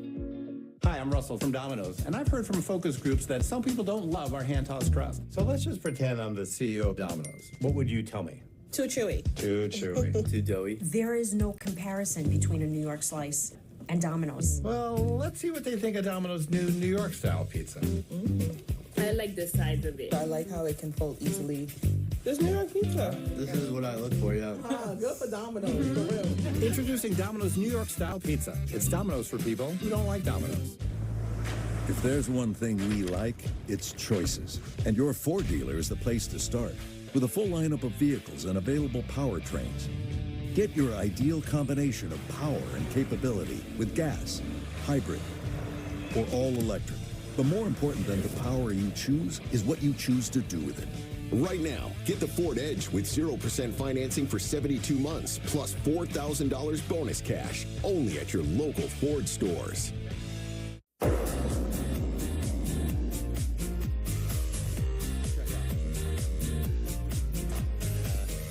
Me and Jacob are going to talk about this. If you, for some reason, were a Game of Thrones person and, like, you didn't make the trip to House of the Dragon, like, a lot of people, Jacob, I don't know if you know people who were like this, a lot of people were so down on the final season of Game of Thrones that, like, they didn't even want to check out House of the Dragon. See, I wasn't one of those people. I started like Game of Thrones late, so I started when season 7 ended. So I had that 2 years to catch up on the shows, watch what I needed to. So by the time season 8 rolled around, I was good to go. Now, I wasn't a fan of season 8, but I was not going to turn down House of Dragon to do that. So I'm the same way. I didn't love the final season of Game of Thrones. I do think that the way people hate it is overstated. I think I'm more accepting of the fact that they rushed it. Like, they had to rush it. They rushed it. You got what you got. But if you are someone out there who did not make the trip to House of the Dragon, that show is incredible. And last night, out of nowhere, we just got an insane episode. Like, if you were ever into Game of Thrones and Targaryens and the whole culture around the dragons, like, last night was one of the sickest Game of Thrones episodes, essentially, of all time. You think that's fair to say, Jacob? That's in the conversation. Yes, one of the better episodes. Not only that, like, you got to see dragons throughout. I think that was part of... It was more dragon than maybe any episode ever. Absolutely. I think that's what part of the reason why, like, kind of Game of Thrones fell off. Like, I thought I was going to see more dragons from that first series. This made it for all that. I'm not even mad. It was Dragon Fest last night. It was crazy. It was emotional. My wife had me crying over dragons last night. Anyway, so shout out to all the people who nerd out for House of the Dragon or Game of Thrones. I saw this over the weekend. It's ranking the best TV shows of all time, and these are, it's silliness, right? Because it's all in the eye of the beholder. What they did was they took the user ratings for some of the top sites, so like the ratings on IMDb, the ratings on like Rotten Tomatoes, ratings on like, so they took like 10 different sites that, and then combined a score that would then rank them. So what do you think number one was? And I will tell you this. Number one was ranked 9.32. Second place ranked 8.85. So significantly number one, according to the combined average rating of all these different sites. So it wasn't like fans or some one critic's opinion. So this, I think this is a pretty analytical way to kind of drive towards a top 50 list. Wow. So what would you say number one? Number one television show of all time? I'd say The Sopranos. Sopranos came in at 4, at 8.50. Well, you brought it up, so maybe it's Breaking Bad. Yeah, Breaking Bad, number one. You won't get the top 5 because it includes everything, even like little mini-series. Because I'll give you an example. Like number 3 was Chernobyl, which was like a 4-part series on HBO a couple of years ago, but it ended up getting an 8.60 rating. So it's a little biased because it's only 4 episodes, so it's not hard for 4 episodes to get a real high ranking, as opposed to shows that like had 200 episodes where you're going to have a few stinkers that might actually bring it down. But the reason I bring it up is because Game of Thrones was number 2. So your top 5 is Breaking Bad, Game of Thrones, Chernobyl, The Sopranos, and Band of Brothers. The Wire came in 6. Better Call Saul 7. Do you realize the level of HBO dominance there is at the top there? That is an epic. So it's basically just the creators of Breaking Bad and HBO that dominated. Oh yeah, you're right. It's pretty incredible. Now, they're certainly at a much better an advantage over network television, the things they can do, the topics that they can discuss. And so there's a lot of different things there. Network-wise, the highest-ranking television show that was on network television was, you want to guess? MASH? I'd go, I assume it would be MASH or Seinfeld? MASH, not on the list. Seinfeld is 30. Okay. Oh, man. Is it a drama or a... Yeah, a drama, but it's way before our time. Way before our time? I don't even know them. I don't know a drama way before my time. At number 11 was The Twilight Zone. Okay. Friends came in at 15. The Office, 17. Freaks and Geeks 20. It's crazy that Freaks and Geeks was the 20th ranked television show of all time, and they canceled it after one season. I know. Seinfeld 30, and then you've got Lost at 35. So there's not. You're going to get sick. The Bear is at 40. I know, and just little things that I noticed, because it's amazing, because you're so nobody promotes a TV show better than you do. Like, so I know all of your favorite shows. So just going through and then when I was reading it this weekend, I'm like, all right, that's a Peter show, that's a Peter show, that's a Peter show. Obviously, what else was there? The Office is a Peter show. Succession 18. All right, I mean, listen. These are human shows. Yeah. Black Mirror 25. Black Mirror is a solid show. I mean, that's an everyone show. I don't love Black Mirror, but I watch them all. What about 6 Feet Under? Not on there. Well, then the list is a joke. Yeah, so listen, all lists are jokes, but I just thought this one was interesting because it was taking the rankings. So, and listen, but Breaking Bad is universally loved. I really don't know anybody that didn't like Breaking Bad. We do hear a few people that didn't like The Sopranos, as we found out listening to Greeny the other day. I still haven't gotten over it. Hembo's dead to me. I don't even know which the is man, unfortunate. But I never will. Which is unfortunate. But I don't know. Since you were talking about television shows, that kind of thought. I enjoyed that. All right, one thing we have not gotten into yet today. We started out Yankees, then we went on a little bit of a toot about soccer and the Euros and Don's hatred or disinterest, I should say, with the Olympics. And we'll get back to the Yankees' problems in a moment. I want to get to the Mets but too. Don, I don't want to leave them off the list. No, we don't want to give the Mets short shrift. We'll cover their very sort of hovering around 500 ways here in a moment. Something only Michael says, by the way, right? Short shrift. Short shrift. Yeah, do you ever hear anybody ever say it ever? You know, I worried about that because I started saying it a lot recently, and Dipperstein was like, well, "What is this short shrift? Why are you saying this all the time?" And I'm like, "Oh, you don't know short shrift?" He's like, I don't think people really say short shrift. The benefits of working with Michael, that we can sound smart. Yeah, but the thing about how often Michael says something that we go, what the hell is he talking about? That you don't want to accidentally take one of those things and do the same thing. Right. And God forbid if he ends up saying it wrong or it's misplaced, do a lot of damage. Or what about a couple of weeks ago when I said Sheerly, and he was like, is that even a word? I know. That was at the Beach Bash. I mean, what a weird moment. That was a very strange, underrated moment. The whole show was, I thought, very strange and underrated. I really enjoyed our Beach Bash. I had a great time. So there's a Malik Neighbors story happening, Don. The Giants' rookie wide receiver, very, very lauded. His arrival will be highly anticipated by Giants fans. Obviously, the hope is Daniel Jones finally has a guy, a real stud. There was no question Malik Neighbors was as highly touted an offensive weapon as was available in the draft. I mentioned, Don, that he was yet again another guy who has sort of a funny or weird arrest story from college, something that the Giants have tinkered with draftees over the last few years and have rolled the dice. Listen, maybe this is much about nothing. Maybe it's not. But there was a story going around over the last couple of days. Video came out or surfaced on social media of him at the strip club making it rain.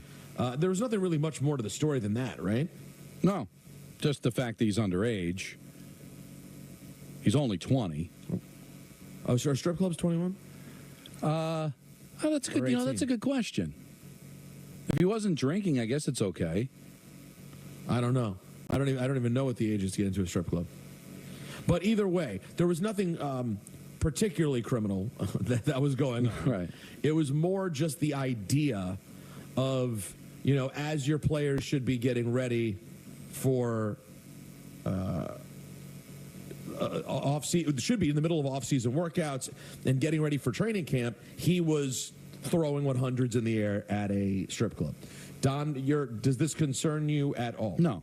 Not in the slightest. First of all, the whole he should be getting ready for the season. I mean, give me a break. He's a 20-year-old kid. Camp's not for, he's got to really get focused on things. He can't go out. I'm sure there's NFL players that go to strip clubs on the road during the season.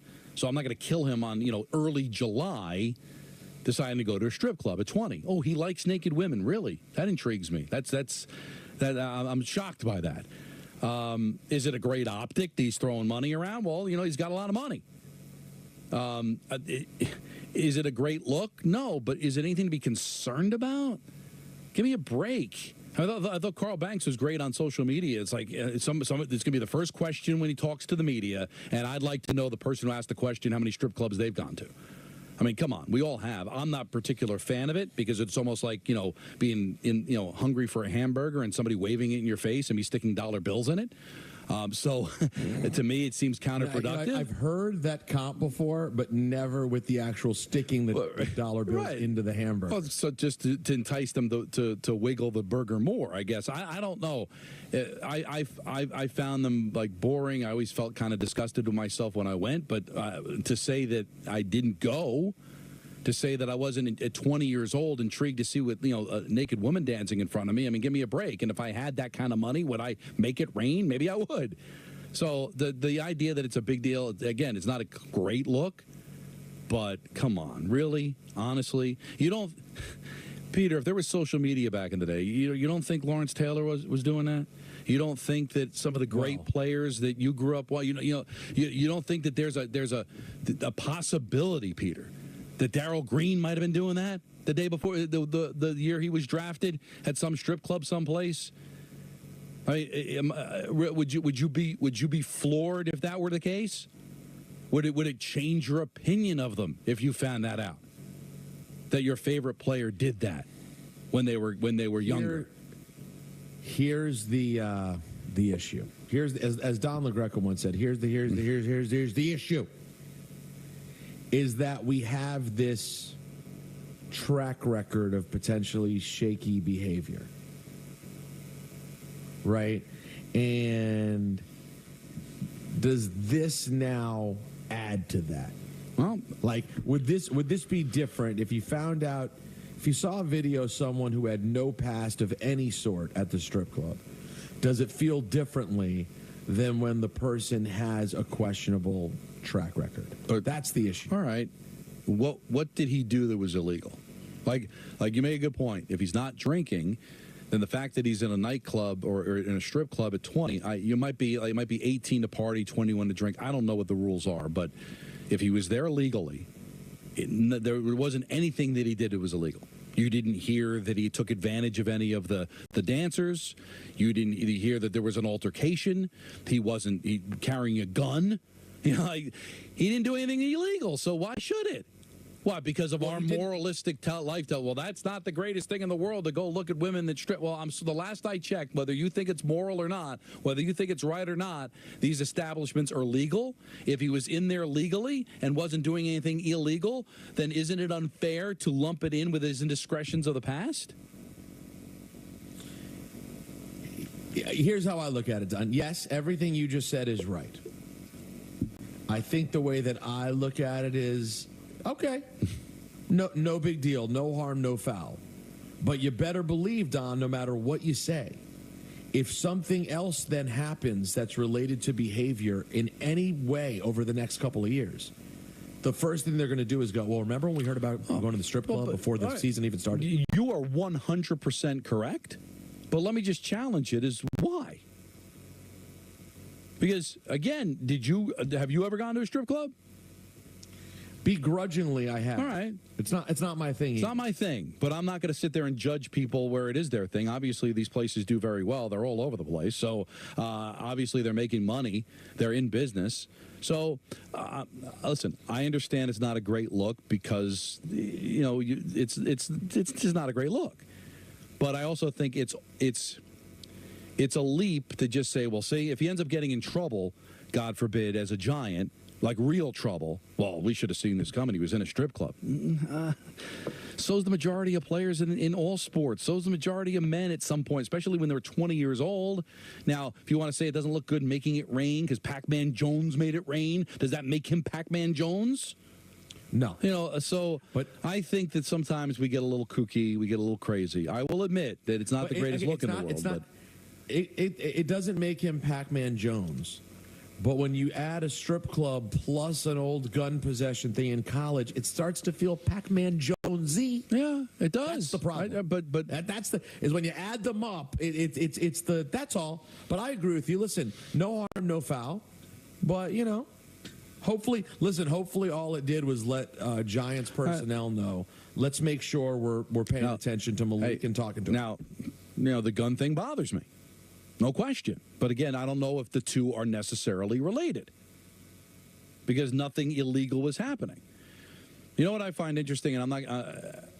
Again, no judgments, but no judgment.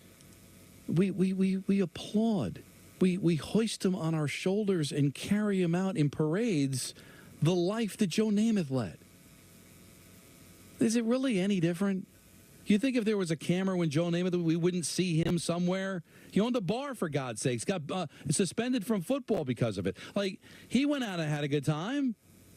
And I'm sure his good time, now I don't know if he was making it rain. That probably wasn't a thing at the time. And I don't know, he was probably a little bit more protective of his money back then. But when you really break it down, how different was it? Like to have a good time. I'm sure if we had a camera watching his good time, there would be people that would be appalled by the behavior. But we look back at it now, and it's legendary, and we love him for it, and it's part of his character, and it's part of his charm.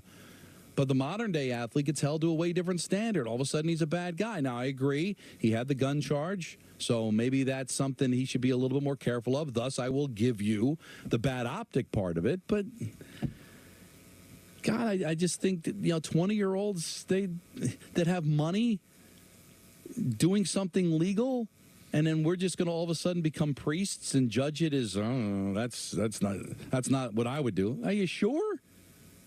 Are you sure you wouldn't do that? You know what, Don? I respect your take on this. I hope it plays out. If I had to guess, it's probably going to play out poorly because the Giants have not drafted well. But that's when the Giants, right? So right. That's the problem. The problem is history suggests it may not. But that's unfair to him because outside of like you said, the indiscretion, which was probably not great. That doesn't necessarily mean he's going to follow in the same path as some others.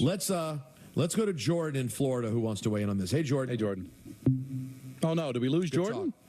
Yeah. No, he was waiting on hold for 20 minutes for that topic, and then let's try to get him the fast track back on. What do you say? Let's go to Richie in Huntington. Hey, Richie. Hey, boys. Long time no talk. How's everybody? Good. How are you? Good. So actually, just before I get to my Yankee point, Don, I 110% agree with you. And the judgment isn't even a valid judgment. It's just judgment just to make, I guess, the other person look at and just be like, oh, look at me. I'm more moral than you. No. I don't buy that. I'm good. Yeah, you got to put yourself, when I think back, I'm not going to give you too many details, but I'm not exactly proud of some of the things that I did when I was 20 years old, and I didn't have a camera on me, and I didn't have a bonus, and I wasn't in the NFL. But I mean, he needs to be a little bit more careful. But let's cut the kid a break here until otherwise notified. Fair. That's fair. 100%. Yeah, 100%. I agree, and it's just that. But anyways, that wasn't the reason why I wanted to talk to you about. I am going to take a page out of your rant from, I think, a year ago. And I know it's copyrighted. I apologize, but I got to use it because it's true, because I have a tune that's straight. So I wanted to run this by you guys because I heard this on Alan Hahn earlier today on Barton Hahn. And he made a point where I guess there's a number of fans out there that kind of have buyer's remorse for Joe Girardi, and I think it's more or less of a culture thing. I can't hop on board with it. I'm like a Aaron Boone defender. I've loved him since he came in, but at the same time, it kind of got me thinking. So my father and I sometimes have a discussion on, hey, what's wrong with the team? Because both of us are Yankee fans, and thank you, Captain Obvious. We need pitching depth, but that's what everybody would say, right? But what if? And I wanted to get your guys' take on this. Like, would anybody have buyer's remorse on Joe Girardi and how he managed this team, and despite winning a World Series in 2009? Can that have anything to do with it? Well, if you look back to the reason why Girardi was let go, forget about like what we believe the reason is. It was that we think Aaron Boone could do a better job. I mean, that's obvious, right, Peter? Anytime you make a change, is what you're saying is we think we can do better. Have they? Now, you could say maybe he's won more regular season games or whatever, but if the mission statement is to win a championship, Girardi won one. We're in year 7 of Aaron Boone. He has not been back to the World Series. He hasn't gotten as far as Girardi got because he got to Game 7 of League Championship Series. Boone hasn't done that. They got swept in the one League Championship Series. Got beaten in earlier in the playoffs. So I'll ask you, Peter, has it worked? No, not for me. Now, I don't know what Girardi would have done if he stayed. If you look at Philadelphia, it probably would have gone badly. So maybe, but we don't know that. I'm just saying that we feel we can do better than a guy that went to Game 7 of the League Championship Series, and they have not done better. So if you say buyer's remorse, now do I think Joe Girardi should be back? No, I think that ship has sailed. And, maybe when you look at the way things went in Philadelphia, that maybe he was too much the other way, right, Peter, where maybe he was overly critical. But there's got to be some sort of a balance. But overall, if you thought that Aaron Boone would do better than Joe Girardi, I think it's certainly debatable. If not, hey, I don't think so because he hasn't done as good a job as Girardi. He hasn't won a championship. Didn't go to Game 7 of the League Championship Series. I don't think you can ever say. Can you say in these 7 years that the Yankees have ever overachieved? Or have they underachieved? I think you would have to say they've underachieved considering their payroll and the talent that they have on their team. So I think the caller's onto something. But if there are people that want Joe Girardi back, I don't think that's a path at this point. I think that ship sailed. Don, I'll say one thing. Regardless of how you look at everything, I think we all could agree that it's been painful. And I'd love for you to talk about pain. Well, friends, go see Dr. Jay Shah.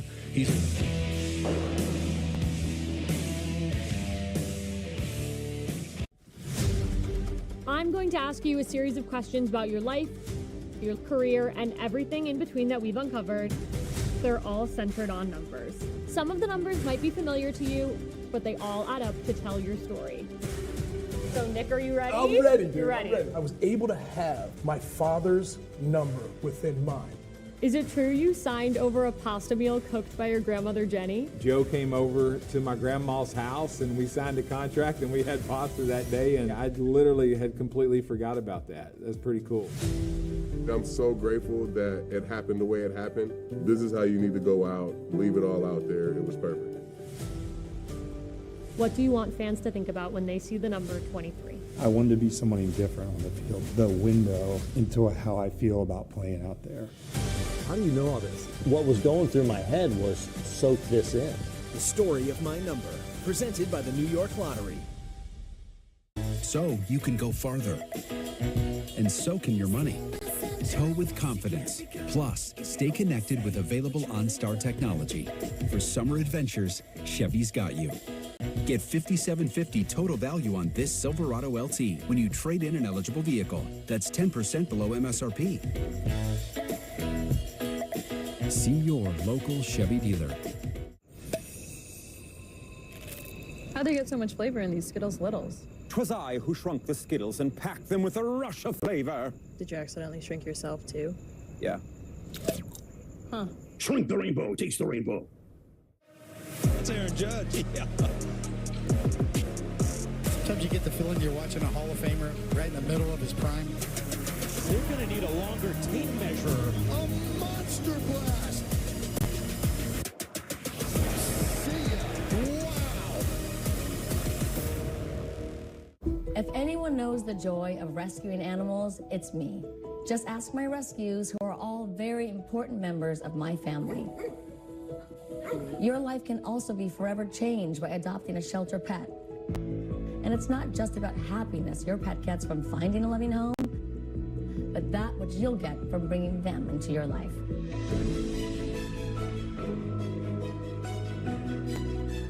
The heroes at American Humane have been helping animals for more than 140 years, whether it's rescuing animals caught in disasters, ensuring the safety of animal stars on screen, or protecting our planet's endangered species. They go above and beyond to further their mission and make the world a kinder place for animals. Please consider adopting a shelter pet and support American Humane. You can learn more at AmericanHumane.org.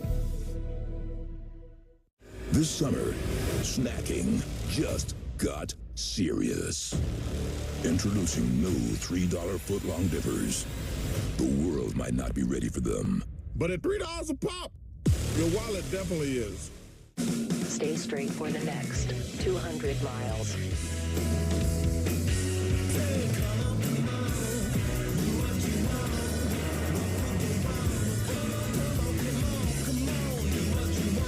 Get into an Audi and go your own way.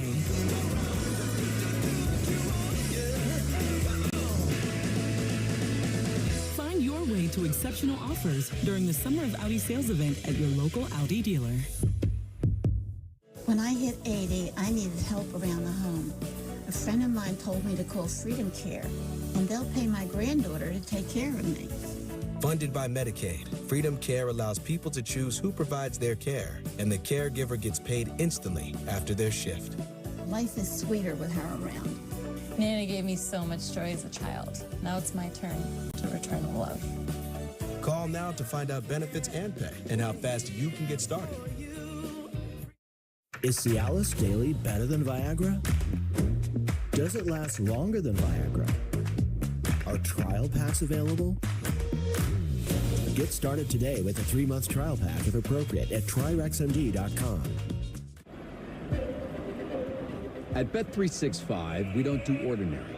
Our incredible same-game parlay gets even better when you add Profit Boost. You can still combine all of your favorite selections to increase your potential winnings, but now we're giving you the option to boost your profit up to an extra 30%. Look out for a profit boost on select games and see why it's never ordinary at Bet365. Hi, surfer dude, what's up? I see you looking at me. Take those earbuds out of your ears and come talk to me. I'm the Big C. What is the Big C? I'm here to tell you about skin cancer. Hello? Did you know your risk for melanoma doubles if you've had more than 5 sunburns? No. No. Listen, mirrors don't lie. And more than 2 people die from skin cancer every hour. Oh, man. That's terrible. If we see something new, changing, or unusual, that could be skin cancer. Is there skin cancer on me right now? I'm not a dermatologist, but you know who is? Hey. Your dermatologist. Come closer. That tiny spot on your nose could be the end of you. You guys checking yourselves out in the mirror right now? That could be skin cancer. The good news is, if you catch it early enough, you can be A-OK. You gotta get checked, girl. Do I? Yes! Everybody has to get checked.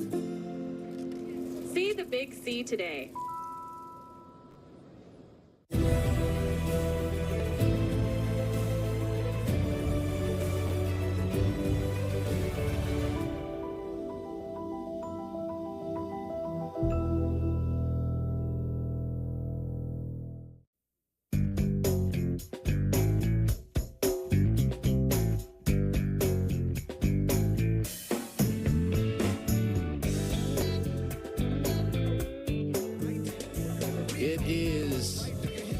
Show on ESPN New York. Peter and Don on this balmy Monday. Feels like it's getting a tad bit better. Real quick, some game time brought to you by Tullamore Dew Irish Whiskey. Yankees off today as they head to Tampa. And the Mets are finishing up their they finished up their 4-game set with the Pirates earlier. Don, I assume that finished out as a loss. Oh, 8-2 loss. So they have the split in Pittsburgh, the split in Washington. And this was supposed to be the easy schedule where they were supposed to mop up on bad teams, and bullpen's just not good enough. They just don't have the arms. They don't. And they don't get the length out of their starting pitchers. Scott pitched today. He was taken out after 77 pitches, and then all hell broke loose after that. And you look at the Diaz suspension, where they go 5-5 in the 10 games, and there was a couple of them I think they would have won if Diaz had been there. But they're going to have to get bullpen help. And it's not just one arm. They're going to need an overhaul of that bullpen. So they're still very much alive because the National League stinks. And the bats have gone kind of quiet, too. They got shut out on the 4th of July. Just 2 runs today. So, listen, they're going to hang in just because the National League is going to say that they're going to hang in. But this team needs so much help in the bullpen. So much help. And I thought Lindor got jobbed out of an all-star game. Let's get to that. Too much. No. Let's get to that. But real quick, let me wrap up Game Time, brought to you by Tullamore Dew Irish Whiskey. Because when it's game time, it's Tully time. Tullamore Dew, the original triple distilled, triple blended, and triple cast matured Irish whiskey. Be sure to grab a Tullamore Dew or try the brand new Tullamore Dew Honey during tonight's action. Glasses up to enjoying Tullamore Dew responsibly. And what Don was referring to is that, Pete Alonso essentially said he was only going to participate in the home run derby if he made the All-Star team.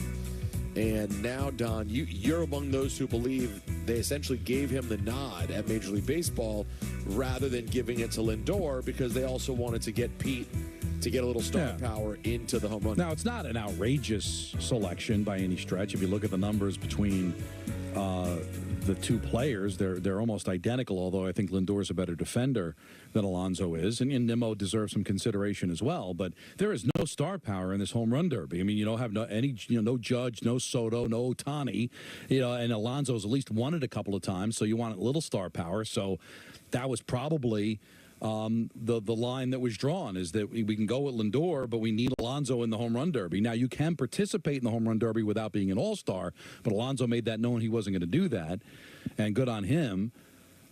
So I think that's why he's there.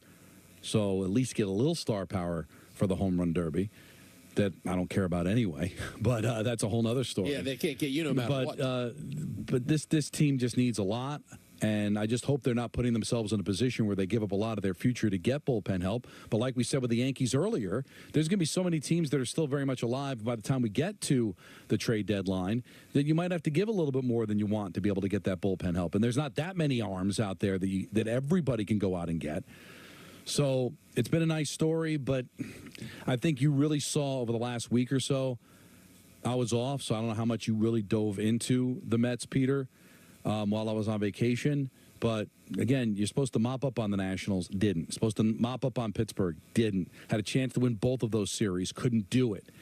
And you still have an easy schedule. You got more games coming up with the Nationals and all that, but they're only in this thing because of the National League being awful, and they're still a game under 500. So we're almost 90 games into the season here, 89 games, and they're still a game under 500. So let's pay attention. But this was kind of a lost week for me because I think they could have done a lot better than they did. Let's go to the phone lines again at 1-800-919-3776. Pete in Brooklyn's been on hold for a while. What's up, Pete? Hey, boys. How you been? It was great to see you guys at the Beach Bash. And, Peter, I'm so glad you finally got to meet Emily when you liked our 6-month photo back then. Aw. Pleasure, Pete. It was nice to see you guys. Yeah, absolutely, and Mazel Tov on 1 year to you and Natalie. And I'm actually going to DM you something non-sports related after we hang up later. But Don, actually, it was you two. Actually, Don, I think you met my girlfriend too that day. I know it was a little crazy. It was, but listen, it was good to meet everybody. But it was so much fun. The Beach Bash was everybody that went. I hope you had as good a time as we did. But to be able to see everybody, and it was such an incredible time. Yeah, unfortunately, the part was we had a little bit early. I missed you singing, and I've been trying to find a YouTube clip of you singing, but I can't find it. Well, the problem is, well, it's that people hate views, Don. People apparently hate getting views on their YouTube channel. And I don't know whether that was because the Yes had to tap out for the all-important batting practice show, but it's out there. I mean, I got a lot of compliments. Nancy didn't like it at all, and it was interesting. Goodness! What's interesting is like that day or the next day, Neil Young had to postpone some dates on his tour because he fell ill, and Nancy's blaming me for that. But everybody else took it for what it's worth. I'm not trying to win a Grammy. I'm just trying to entertain, and hopefully the outfit alone did that. What was Nancy's issue? I can't sing. And I'm like, newsflash. Of course, that's what makes it fun. If I actually could see, this is the way I treat it. If I used to be a big karaoke guy back in the 90s, like that was a good time for me. Go out with some buddies, sing some songs. Oh yeah. If you were good, don't sing karaoke. What are you doing? You auditioning for Star Search? Stop it. All right? And the reason I use Star Search because I'm in the 90s now talking to you. Stop it. When you're not entertaining people with your voice, anybody can sing. Big deal.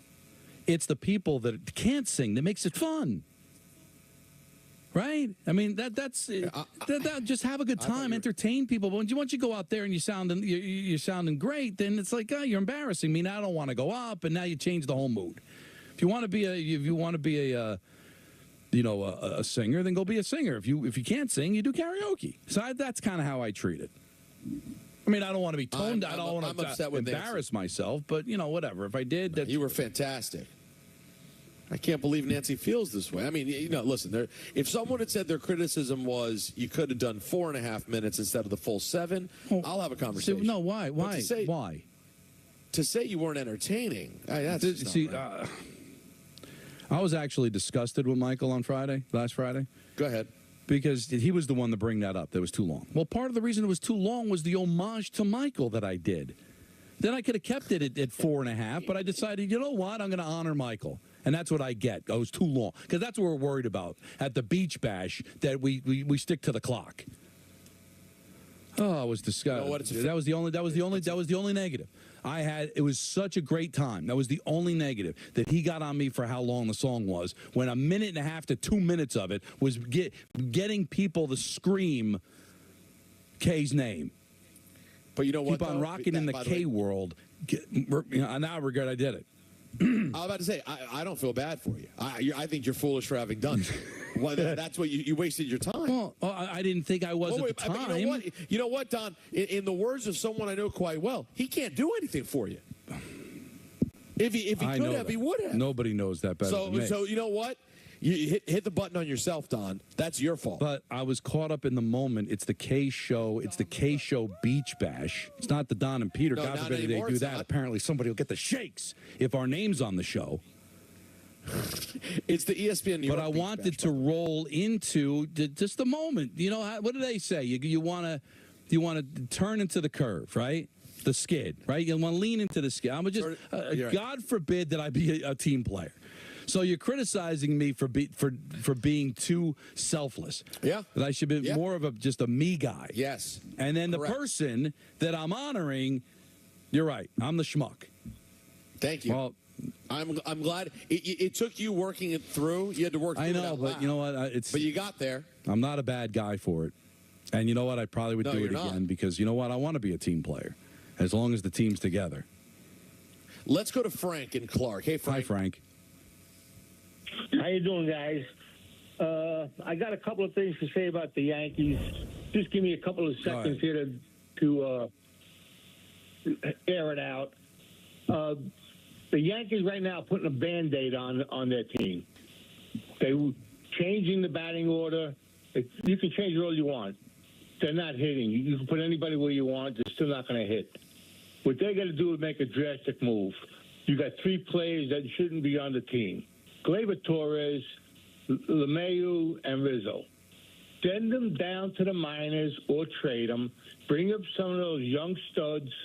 Let them get some fire on the team. Let them start to play baseball. If they got one up there in Rice, and you see what he's doing. Then you're good. They've already playing. But so Rizzo's not in the lineup. He's hurt, and Rice is hitting, and I think there's going to be a serious question when Rizzo comes back whether you're going to bench the kid, although he did go 0 for 4 last night, but that was a great moment on Saturday.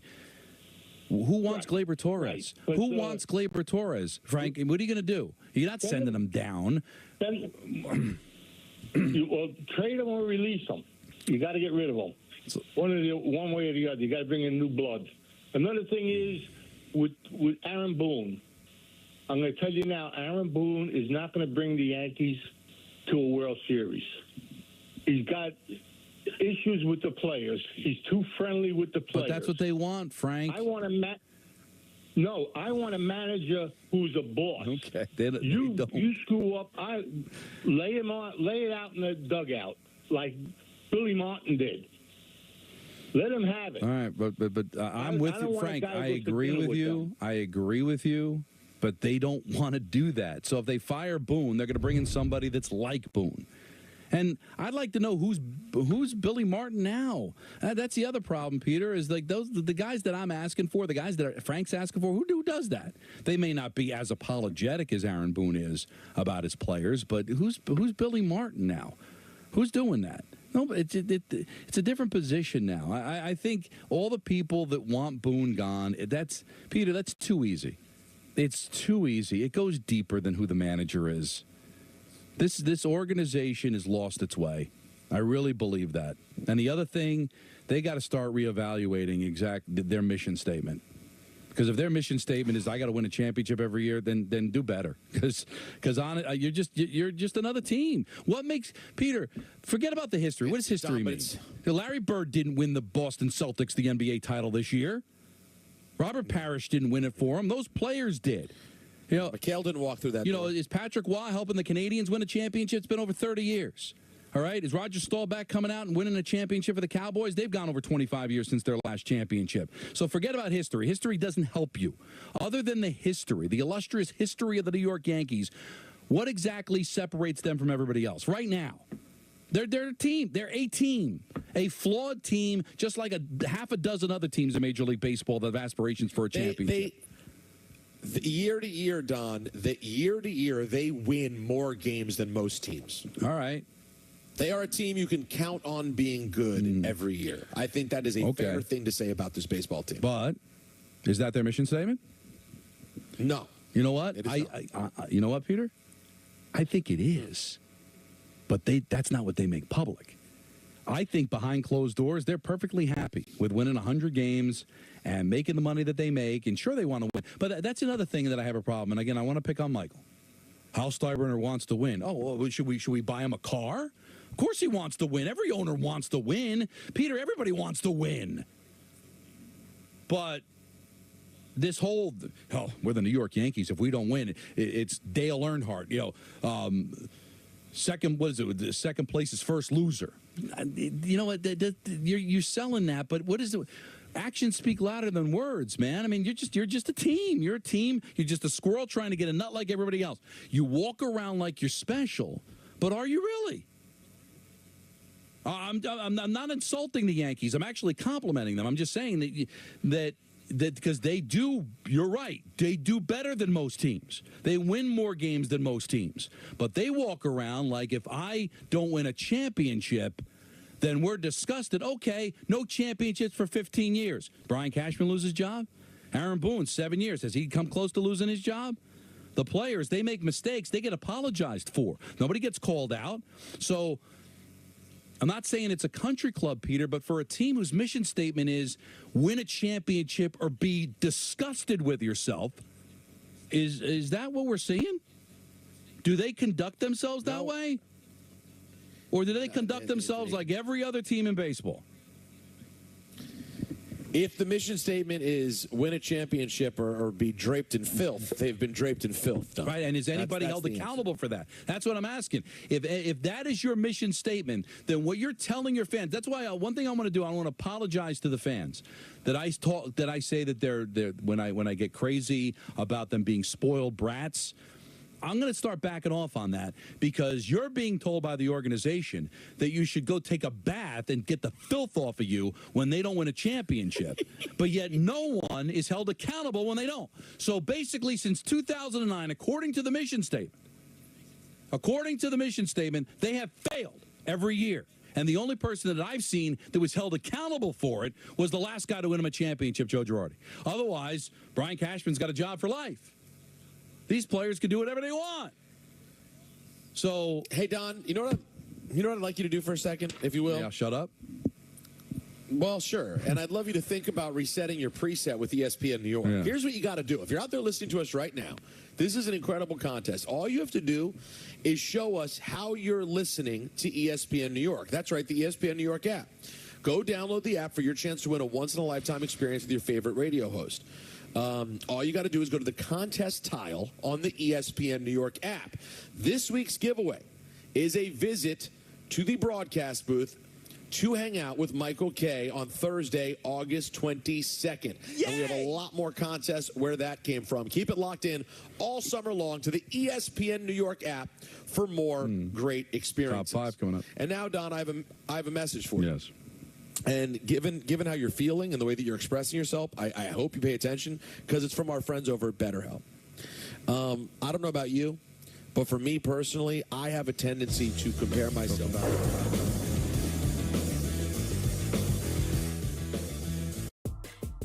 The finest premium arena club in the world comes alive in Brooklyn. Welcome to Crown Club, the Brooklyn Nets' most exclusive club in Barclays Center. Featuring a menu curated by a major food group with Carbone classics and a world-class wine list. To learn more about premium memberships at Barclays Center, visit brooklynnets.com/crown-club. That's Aaron Judge. Yeah. Sometimes you get the feeling you're watching a Hall of Famer right in the middle of his prime. The captain is rolling. They're going to need a longer tape measure. A monster blast. See ya. Wow.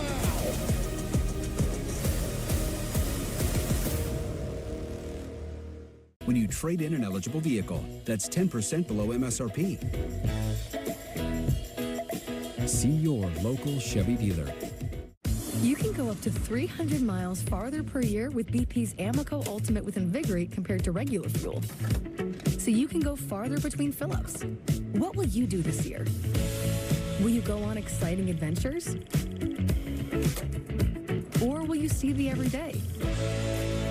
You can go up to 300 miles farther per year with Amoco Ultimate with Invigorate compared to regular fuel.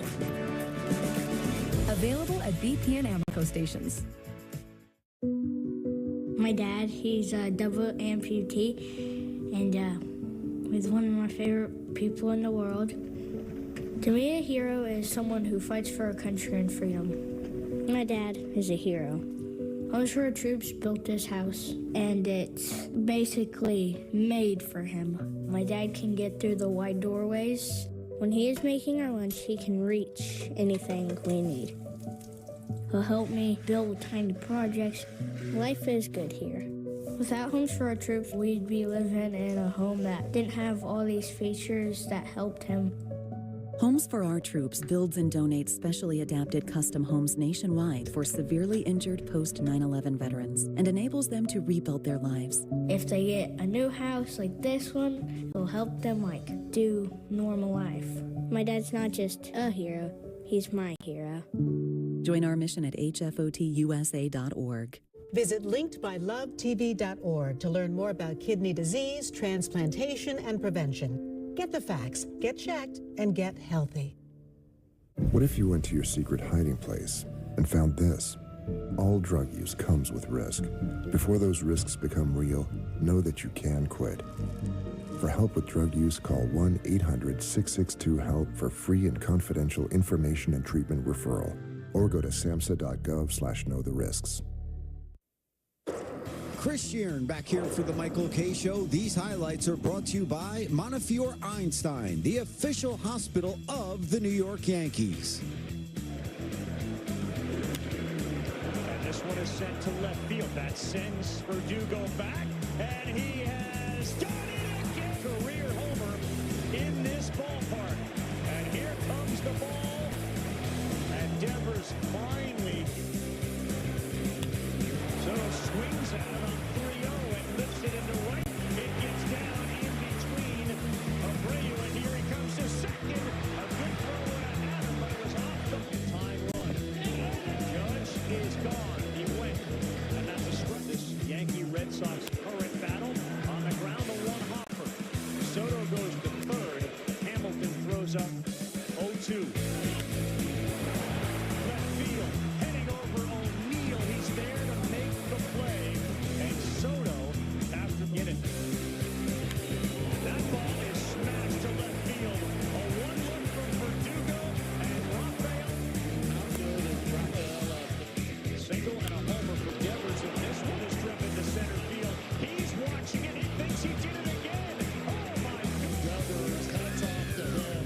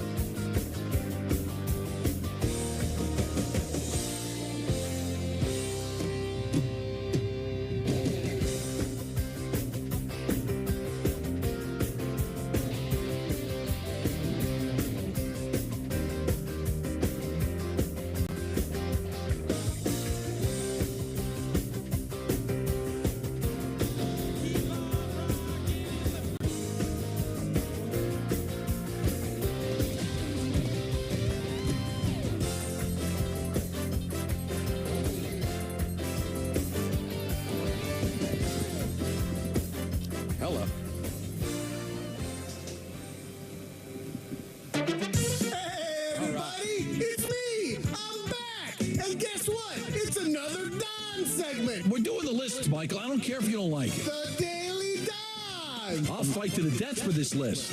It's the Daily Don Show. He makes lists. Take it away, Donnie! All right. By request, the top 5 most irritating or hated characters on The Sopranos by Don LaGreca. My standard. How I go about it. So again, this is just Don's standard. This is when I was irritated by this is not a reflection on the actors. It just No, in fact, it could be a compliment to the actors. It didn't care for the characters at all. Disgusted when I see them. But but you're not saying that you think they were badly No. done. I'm not that I hated them because they were bad people. No, they were heels. And you hated them. No, they were irritating. I just didn't find them necessary. They bothered me. Oh. Huh. Yeah, it's not like where you hated. No, they weren't good. They were a waste. I was bothered by them. They made me sick. Oh, okay. Don, I legit did not think this is what you were doing. I thought you meant you just thought they were bad, evil characters. No, that's too easy. Okay. So that's why you were saying like Richie Aprile. Like, he was bad, but that was a great character. I enjoyed. Oh no, I this is a wow. Okay, I'm gonna have to regroup. Okay. I'm gonna go with Anthony Jr. Oh, that's number 1 with a bullet, Peter. It's not even close. AJ was the worst. Anything that involved him bothered me. He was a complete waste. He was really, honestly, he didn't forward the show at all. Other than maybe to drive Tony crazy, Butch didn't add anything at all. He was just kind of just an irritant. He certainly wasn't going to replace his dad anytime soon. He brought nothing to the table at all. Am I wrong? Was there one storyline involving AJ where you're like, well, we needed that? Listen, if they killed him off in episode 1, would you miss him? If he was Chuck in Happy Days, nobody would know. There was the episode where he passes out playing football, and it sort of gets into Tony's issues with anxiety. I guess that's not a complete waste. Even when he tried to kill himself, he didn't come across sympathetic at all. All right. How about Jackie Jr.? Yeah, he was really irritating. Jackie Aprile Jr. Well, listen, I know he was supposed to be hated by the way he conducted himself and didn't appreciate anything. Not always. He had ups and downs. I wasn't a fan. Very irritated by him. And did he make the list? Number 3. Wow, number 3. So he got Jackie 1 Aprile. and 3. 3. Okay. Will any of them surprise me? You may be surprised by a couple of them, yes. Are any of them more primary than the characters we've already mentioned? I would say more primary. I would say one adjacent, the other one more primary, the other 2 more primary than AJ. Or Tony's sister. Who? Tony's sister. No, I think she did what she had to do. She was irritating, but I found it in an entertaining way. She was a nice yin to Tony's yang. I like the whole dynamic there with the brother and sister. I had no problem with her at all. Dr. Melfi. No, I mean that. You know what's interesting? That's how they really sold the show. Yeah, as if it was supposed to be like analyze this or that kind of deal, and it really got away from that. But no, she was fine. It is funny. It does go to show, though, how a great show can go on such a journey. Because you're right. The whole, I've never seen the paper that they were probably, sending around to networks to try to sell The Sopranos. But I am sure the original document was all about Tony and his therapist. Yeah, and it definitely was the sale of the show. It matured away from that for sure. All right. Who else could it be? So none of the heels that I mentioned earlier. Now, one of them was not a primary character. You probably enjoyed him. He was some comic relief at times, but I just found him to be a dullard, and I didn't really care for his involvement in the show at all. Although there were scenes where he would be that were entertaining, I didn't like him at all. I'm so confused. How about Adriana? Adriana's number 5. Again, you did not like Adriana. No, Wow. because she was more trouble than she was worth, quite honestly. Now, the way it ended up being a great episode when they killed her off, but that tells you the whole story. That's what made it great. She was finally dead. Oh, my God. Again, no reflection on the actor. I'm just saying the character was really irritating. You don't think she was irritating? I just saw an interesting TikTok about the Adriana character. Yeah. And how she was going to skip the audition for that show. They had told her to do it. Then they said they didn't have one for her. And then they called her last minute and was like, hey, can you come over here and audition? And she was like, Mom, I'm not even going. They can't make up their mind. Their mom was like, you're going. She had one word in the audition. It was not going to be a big part.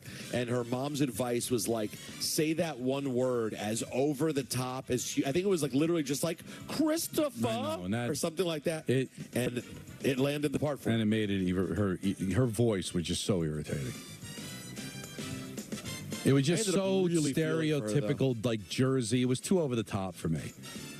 Okay, all right. And, and if she was any other, and listen, she had the run she did because she was Christopher's girlfriend. And he was such a major character and such a great character that you kind of accepted her. If she was with anybody else, she'd be out in the first season. I have no idea where to go here for the next two. No one's more primary than anyone we've made so far. Adriana was 5, by the way. So you got 1, 3, and 5. So we're talking 2 and we're talking 4. All right, help me out. All right. Well, 1 is like AJ. I could do without Meadow.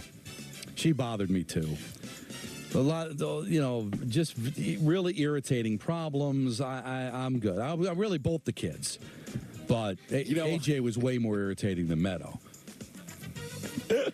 But all right, what Meadow was 2? Meadow was 2, and this one's a little controversial because I think he's a popular character. But number 4 went Artie Bucco. Thought he was a dullard. I don't think they would have associated with him. That was just the restaurant scenes ended up being pretty cool, but he was. I didn't care for him at all. I just he just came across as like just a stupid character, a wannabe, and then his restaurant ended up giving Tony food poisoning.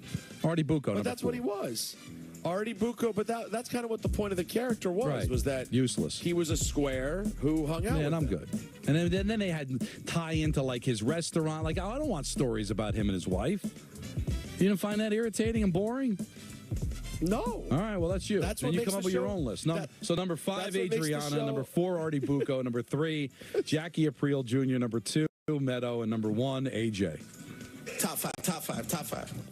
Now, the reason I don't agree with this list is Jackie Aprile Jr. was a horrifying actor. Well, that was so. Like, I don't even know. I feel bad. I'm sure the person's a lovely guy. I don't know what he's gone on to do. I hope he's successful in his life. I think it's hard to even judge the Jackie Aprile character because the acting was so That's their problem. That's casting's issue. But AJ was a bit of an acting issue, too, Yes. if we're being honest. That was not the case with the rest. No. Adriana, Artie, and Meadow were all very well acted. Yes. You just didn't like the characters. Didn't care for the characters at all. Wow. Now, if you'd been going, what I thought you were going to be doing was the top 5 just heels. Who do you think's the number 1 heel in the history?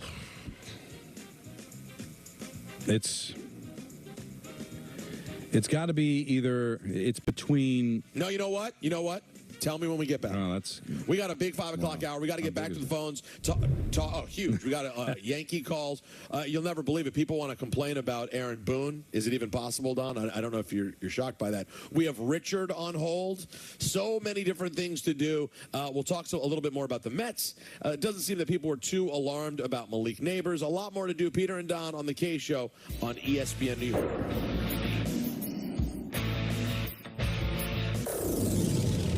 Michelin innovates once more with Michelin acoustic technology, reducing cabin noise by cushioning road vibrations. Michelin, motion for life. Chevy lets you begin every day fully charged, so you can go farther. And so can your money. Tow with confidence. Plus, stay connected with available OnStar technology. For summer adventures, Chevy's got you. Get $5,750 total value on this Silverado LT when you trade in an eligible vehicle. That's 10% below MSRP. See your local Chevy dealer. New Icy Hot Pro Massaging Balm. Easy to grip and massage and the power of 2 max strength pain relievers. Ice works fast. Heat makes it last.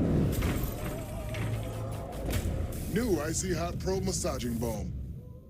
Rumor has it that our new New York-style pizza is Domino's best pizza yet. Made with our fresh, never-frozen dough that's stretched thin and cut into 6 foldable slices. Rumor also has it that you might have to fight over the last slice. Order Domino's New York-style tonight and see for yourself.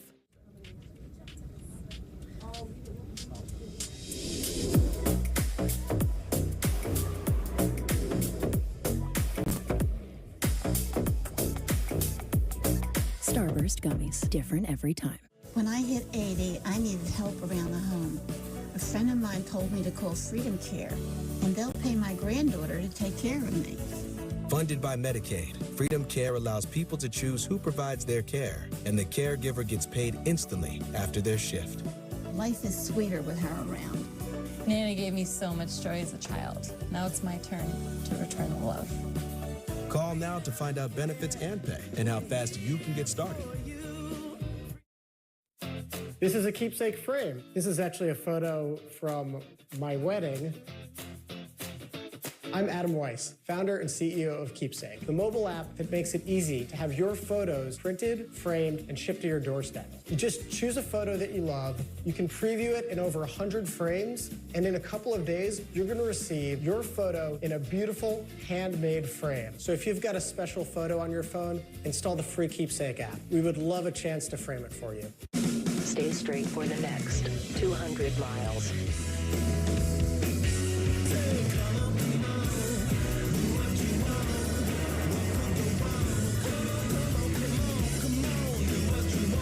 Get into an Audi and go your own way.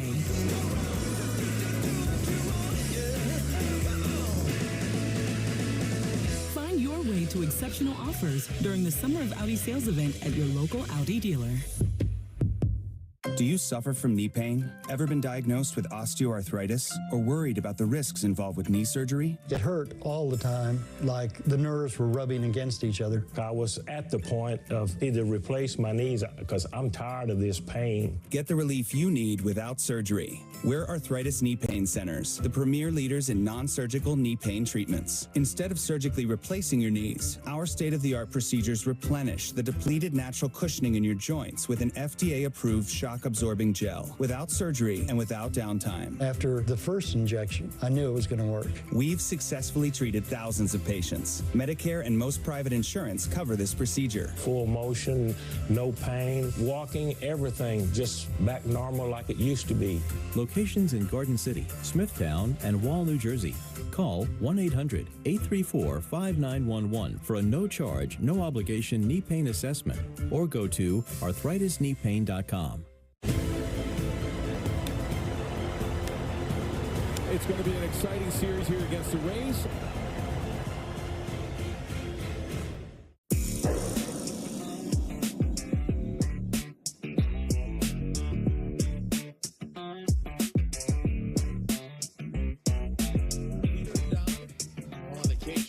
ESPN New York. Don coming off a big Sopranos list. I, of course, thought it was going to be a list about the number one heels in the history of the show. So, Don, do you have your answer on who you actually believe are the greatest heels on the history? Yeah, it's between Richie and Ralphie, right? Ralphie probably is number one. But then there's also the argument to be made for Olivia and Janice. They're pretty bad, too, in different ways, of course. Oh, his no mom. one's as scary or violent as Richie or Ralphie. But in terms of just pure bad, Olivia and Janice were pretty bad, too. But his mom was right there. Get ready to tee 'em high and let 'em fly at the ESPN New York Tee It Up Golf Challenge presented by Jake's 58 Casino Hotel on Monday, July 22nd at Colonial Springs Golf Club in Farmingdale, New York, where teams will compete for great prizes and bragging rights. Purchase your foursome today at ESPNNewYorkGolf.com and join Rick DiPietro, Dave Rothenberg, Bart Scott, Alan Hahn, and other special guests. All proceeds benefit the Garden of Dreams Foundation. Individual tickets for cocktails and dinner are also available. It's the ESPN New York Tee It Up Golf Challenge presented by Jake's 58 Casino and brought to you by your Tri-State Cadillac dealers, Michelob Ultra, Captain Morgan Slice, Crushed Orange Soda, and the new Sun Cruiser Vodka Iced Tea. Learn more at ESPNNewYorkGolf.com. I sent a message to John Winthrop last week, Don. Yes. And I was like, is it ever odd to you that no one's ever asked me to play in our own golf challenge ever? And you're a golf guy. John said, I didn't know you played golf. And I'm like, well, I'm a bad golfer, but I think most people know if you listen to our over the years. I mean, John and I have only been close the last couple of years, but people should know that I play golf. There's definitely been the golf stories before. Yeah, first of all, you're a great schmoozer because you'll interact with people. You're very social, so that's good. You represent the station well. You can golf. You would enjoy yourself. The fact that you're not invited is the highest insult I think that I've ever seen anybody working here has ever received. I just assumed you weren't available. No, well, here's the thing. So, yes, it would require, whenever we do this event, it would require that I miss the show, right? But let's lift up the curtain here. What's that? It's the middle of the summer, and it's going to be a day that Michael's around in baseball heaven. I could take a day if it's for the purpose of the station. I mean, does Dave Rothenberg golf? No. I don't think Dave golfs, does he? No. I mean, he doesn't do anything well physically. And if there's... So I can't imagine golf would be up there. And I'd imagine, it might be a good idea to have one of the people from our seemingly important show represented there. Listen, I'm not going to make any kind of declarations or anything. All right, go ahead. That them not liking you's on the table. I'm not saying that they don't, but it's got to be one of the options. But really, I would love to hear the reasoning. No one in sales over the years ever said, doesn't Peter play golf? We should at least. Hey, Don, how about this? Hey, could Peter come early? Could we get him there from 9 to 2? And what don't you do? We'd love to have him there. You literally give a chance to anything. That's who I am. There's not one sport that you could show complete disinterest in. You have a favorite team in all four major sports. You enjoy tennis. You enjoy golf. You enjoy soccer. You enjoy favorite MMA. Team also. You enjoy boxing. Don't forget where else I have a favorite team now. Tough loss over the weekend of the Fever. My New York Liberty, baby. Right. I mean, you give everything a chance. You give everything its due. That even if they didn't know that you were a golfer, wouldn't you think? They would think if they knew you at all, they'd say, listen, Peter would be up for it. When does Peter ever say no? When does Peter ever not give something a try? And if nothing else, he'll want a sip of beverage and maybe puff some boubange on the golf course. For God's sake, it's golf. I don't know if that's an option. Let's go to Richard in Manhattan. It's time. It's 5:11. This is prime time, and I'm sensing a big Richard call today. Hey, Richard. I'm not. Hi, Don, Peter. Fellas, John Sterling left at the right time, no? Well, as far as the way the team is playing, yeah, I guess. Okay. I still wish he might have known something. Don, I'm surprised. You love Canada. You do everything about hockey. How could you have not watched Canada-Venezuela? That was some match, back and forth, back and forth. I watched it because I saw a baseball country, Venezuela, versus a hockey country, Canada. I was intrigued. It was some match. Canada won. Now they're playing tomorrow in your neck of the woods against Argentina.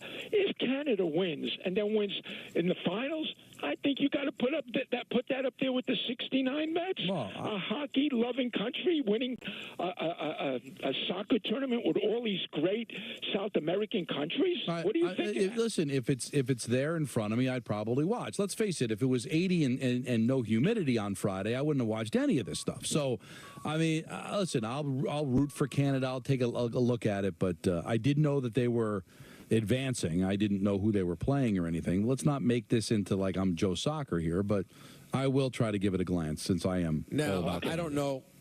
I don't know, Richard, if I'd put it up there with Team USA, but certainly beating Argentina would be impressive. Also, Don, I wonder how expensive. Looking up how expensive tickets are. Richard, you had something else too, didn't you? Yeah. Now, as far as Boone, listen, Michael goes way overboard. We're not looking for firing Boone. We're not looking for him to criticize the place. Of course, you don't do that stuff. He handles the media well, but this is what I don't like. There were 4 bad plays in the last 2 weeks with the Yankees. Inexcusable. Volpe running from second to third with the team down 3-1. Ground ball to the shortstop. Right. Judges on deck. Inexcusable. Then the Volpe, LeMahieu play. I've never seen a player on a tag play not even try to avoid the tag and get in a little bit of a rundown. Exclusive of Volpe being in third that might try to score. Just LeMahieu should have at least attempted to have a rundown where they throw the ball back and forth. You never know what can happen. Okay, that's number 2. Verdugo losing 5-2.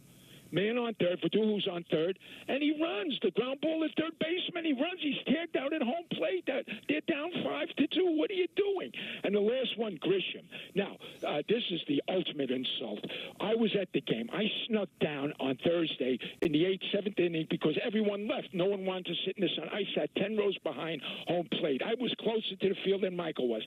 When that ball went to Grisham, he didn't bend down for the ball. He expected the ball to roll right up with his glove waiting there at his knee.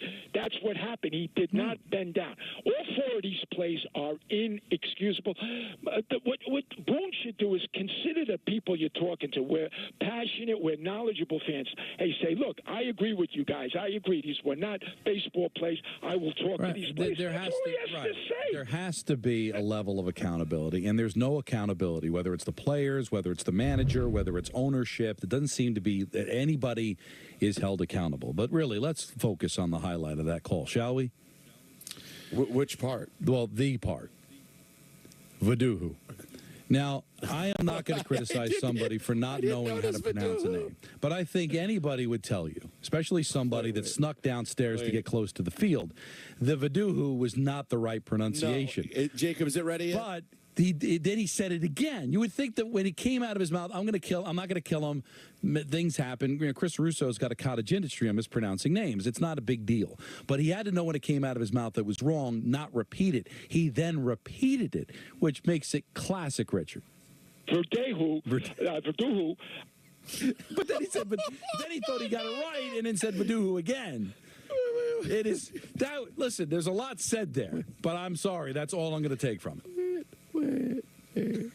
Dude, hold on. Did it happen again or just twice in the one time? Okay, just the twice there. No, he didn't. Can I hear? I thought he said Verdugo again. Can I hear it again? Verdugo. Then I thought he made it. I thought he said it again, but you know what? The fact that he said it once. Don, can I tell you what happened? He intrigued me with the Canada Copa thing. Right. So I was like, I didn't realize Argentina was playing at MetLife. So I was looking up ticket prices real quick because I was curious. And I missed the Verdugo. Is it Venezuela or Argentina? No, it was. He was talking about the Venezuela-Canada game, sorry, and now Argentina is playing in the final. All right. So Messi will be at MetLife tomorrow.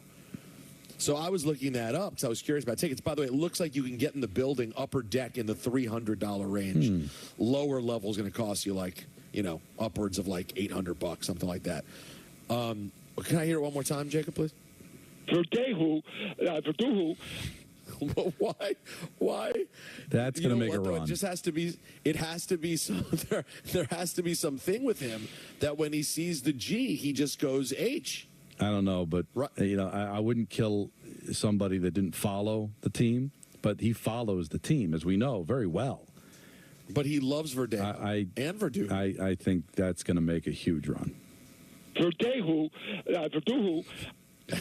So you were focused on, Argentina tickets at MetLife. That's all I could focus on once that was. You know what? Well, guess what? It was like. It was like looking away during a scene with nudity in a movie. It's a great, which kind of gave value to the character and the storyline. But yeah, that was not a good. That was not a good thing for him to try to do. Absolutely, he definitely had impure thoughts. And if it's okay, I'm going to leave you with my point, and I'm going to hang up. And not to be rude, but we we have a pattern here for the last several years with the Yankees.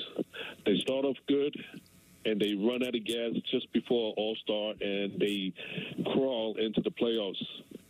I used to blame Cashman, but now I kind of feel that it's Boone, because Boone is the buffer between the players and the executives and the players. Boone is the buffer. He's the frontline manager. He is lacking some kind of leadership skills in his toolbox. He's missing some tools. And Michael K. constantly says, if you fire Boone, you're going to get another Boone. Well, that's not true, because the next prospective manager might have a full set of toolbox of leadership skills. Yeah, but again, and, would he be? But I do think, Polo, that this is all by design.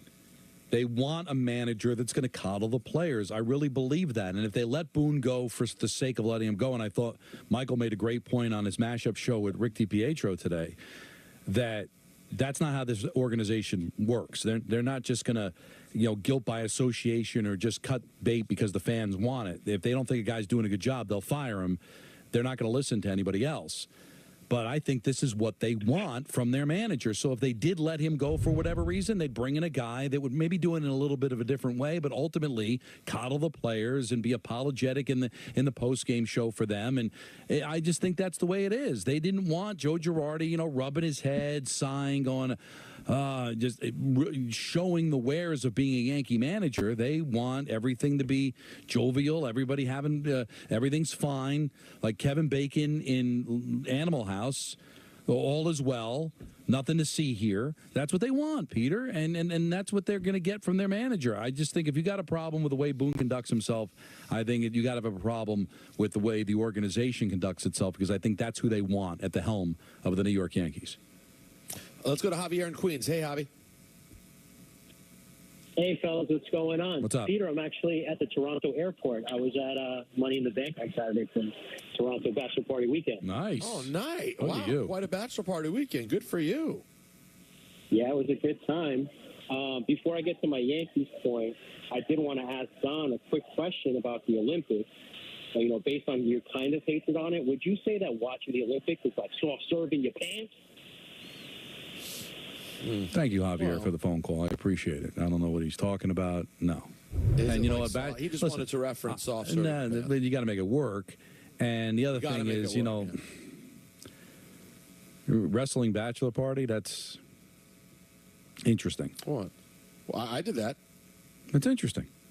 Bachelor party, my first bachelor party was that same thing. WrestleMania. I did WrestleMania in Miami. No, it was Miami. Yeah, not in Toronto. The spring. But at least it wasn't Toronto in February. Toronto in July is a good time. It's not bad. But no, listen, his whole original point was going to be it's too early to fire anybody. You're not firing them based off what's happening now. You're firing people, and I'm not condoning any firing. I'm just saying I think the people that want Boone fired, it's just because of what we've seen over the last few years. I mean, you had a at least by the Yankee standards, an awful year last year. This looks like a repeat of 2022. So that it's not just about where we are right now on July 8th with a team that's 18 games above 500. Peter made that point at the beginning of the show. And if you just glance at it, it's like, what's wrong with the Yankees? They've got one of the best records in baseball. They're only 3 games behind the Orioles for first place in the division. We know they're going to the playoffs. What's wrong? But, Peter, it just seems like you're doing the same thing over and over again. It doesn't seem to be changing or getting any better. That would be why, ultimately, you'd be critical of the job the Yankees are doing, not just based on isolating these particular 20 games or this particular month of baseball. It goes beyond that. Let's go to Frank in Central Jersey. Hey, Frank. Hi, Peter and Don. How you doing today? What's up, Peter, I was calling you today. Wanted to get your thoughts on the pay-per-view this past weekend. I found the championship match with Seth and Damian particularly interesting. Seems like there was a hiccup there or something when Damian did not answer the third, didn't come up before the count ended. Seemed like everybody was in a bit of dismay. I don't know if he was injured or dazed or what, but definitely everybody was caught off guard with that particular move. And with CM Punk and Drew McIntyre, I sense a bit of there seems to be a really legitimate beef there between the two of them. Either that or it's very well orchestrated and promoted by the WWE. Wanted to get your thoughts on that. And did you see the documentary and your cameo in it? And as I spoke with you a couple of months ago, I did see some, as we talked about how they rehearsed a little bit beforehand. They did show a little bit of that in the documentary. I wanted to get your thoughts on that. Yeah. Other than that, have a great day. Thanks, Frank. I appreciate it. I saw some of the documentary about WrestleMania 40 that they put up on YouTube this past week. It was very cool. I didn't get to the end yet, though, to see how much they went into the behind the scenes of what happened at Mania. The Drew Punk thing's been a lot of fun. For sure. I imagine that we'll see it end at SummerSlam. And, you know, Damian Priest, for Yankee fans out there, he's your guy, still holding the World Heavyweight Championship all these months later. Pretty cool. Happy for him. And, yeah, the championship match there with whatever happened, I don't know. Yeah, it did appear like he was supposed to kick out. I think the music was supposed to hit sooner. And maybe the music didn't hit in time. But everyone's sort of been focused on the fact, basically there was this moment where everyone thought the ref basically was supposed to count to 2, and then there'd be a kick out, and the ref ended up in an awkward spot because he goes to count 2, and Priest never kicks out. So the ref ends up counting 2, but the wrestler never actually lifted his shoulder up. Oh. So there was a bit of controversy. There was a little bit of controversy around that. What happened there was Priest out of it. It looked like that was possible. I hope that he's doing all right. But I think it was just a miscue. I mean, it's going to happen, right? It's not like you can go back and edit it out. I mean, that's live television. The one thing that I took away from my little fun moment of winning the 24/7 championship is that I had the most nothing thing to do. It was so simple.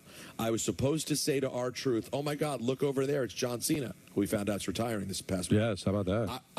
I was supposed to go, "Hey, look, it's John Cena." R-Truth was supposed to go where? Walk over. Then I am to go up behind him, hit him in the you-know-wheres, and roll him up for a pin. It's over. Don, I was terrified. Everything about it felt difficult when you realize that it's live TV, and if you mess it up, it's ruined. Like, you cannot mess it up. You literally, expose everything if you mess it up. So the fact that these guys and girls do this day in and day out, and they have to get it right all the time, when there's the smallest hiccup, oh my God, it gets talked about endlessly. And I get it. It's interesting. But yeah, something small happened there. I thought it was still a great match. Shout out to those guys. More of your phone calls. We have the Point God coming up soon. I believe we have a Tom Bauer-led ENN. I've never been around for this. Has there ever been a Tom Bauer ENN? I don't believe so. Tom, is this your first time? This is the first time, yes. Did you and Jacob draw straws, or you just say, you know what, Jacob, I got this? A little bit of drawing straws. Will this affect the length of ENN? No, will not. Good. What do you mean? No, never mind. It's just a bad joke. Well, you know what, Don? I'm going to think about that and a lot more. We'll take more of your calls next, right here on the Yes Network.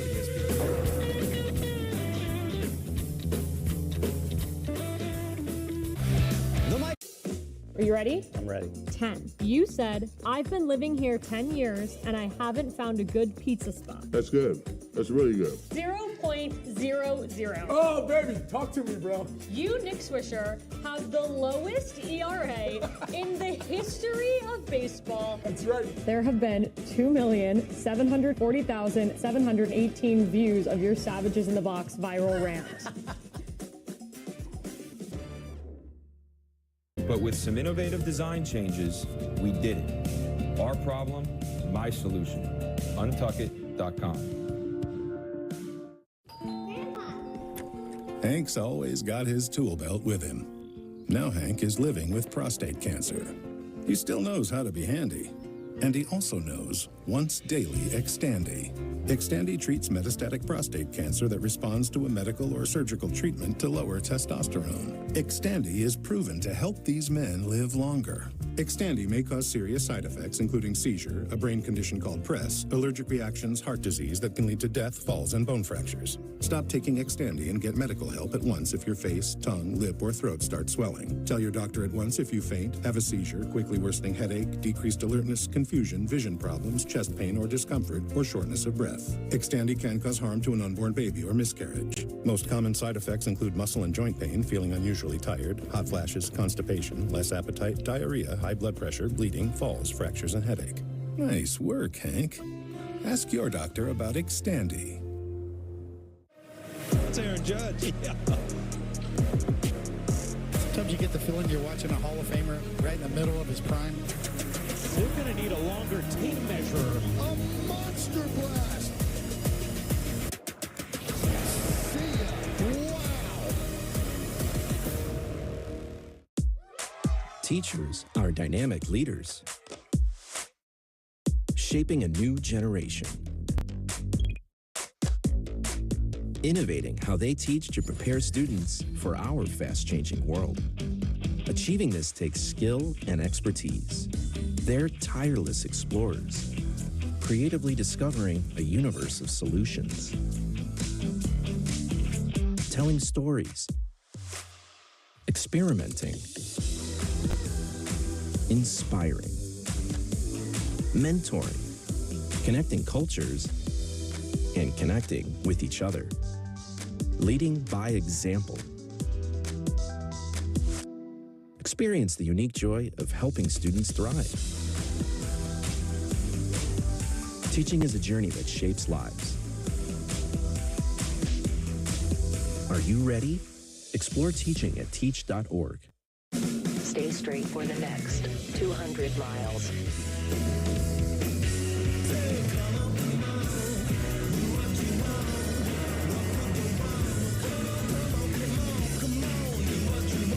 Get into an Audi and go your own way.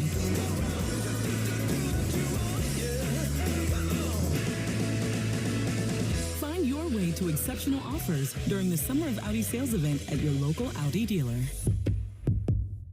My name is Charles Bonzik. I'm seeking a life-saving liver. I want to live for my dad. He's a total marvel when it comes to motors. And I love you. I want to Cheers to Dippin' Dollars. fall in love. I want to live so I can keep on driving. Driving fast. I want to live for my sister. You drive me nuts. I want to live for my friend Franco. Two more years, bro. To infinity and beyond. True.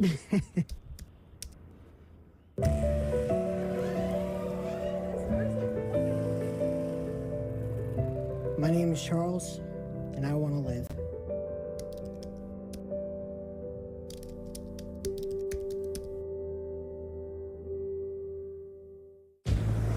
If there's one thing we like, it's choices. And your Ford dealer is the place to start. With a full lineup of vehicles and available powertrains. Get your ideal combination of power and capability with gas, hybrid, or all electric.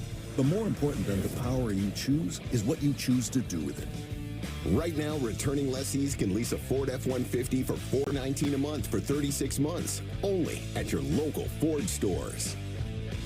Everywhere but the seat. The seat is leather. Alan, we get it. You love your bike. We do too. That's why we're America's #1 motorcycle insurer. But do you have to wedge it into everything? What? Don't do that. This reminds me of my bike. The Wolf was about the size of my new motorcycle. Have you seen it, by the way? Happy birthday, Grandma! Really? Look how the brushstrokes follow the line of a gas tank. Hey! Brought my +1. Jamie.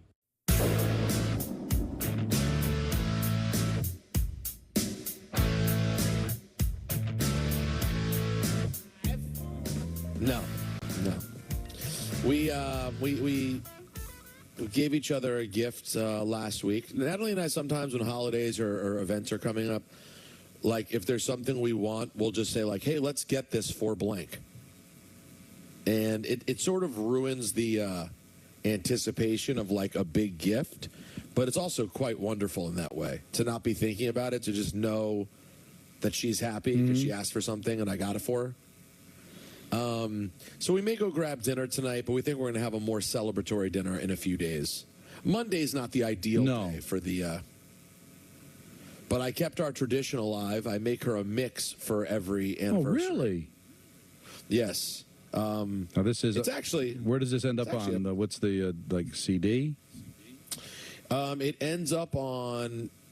I send her a file. Okay. Because what happens is I end up making it like one long track. So, like today's was almost 2 hours long.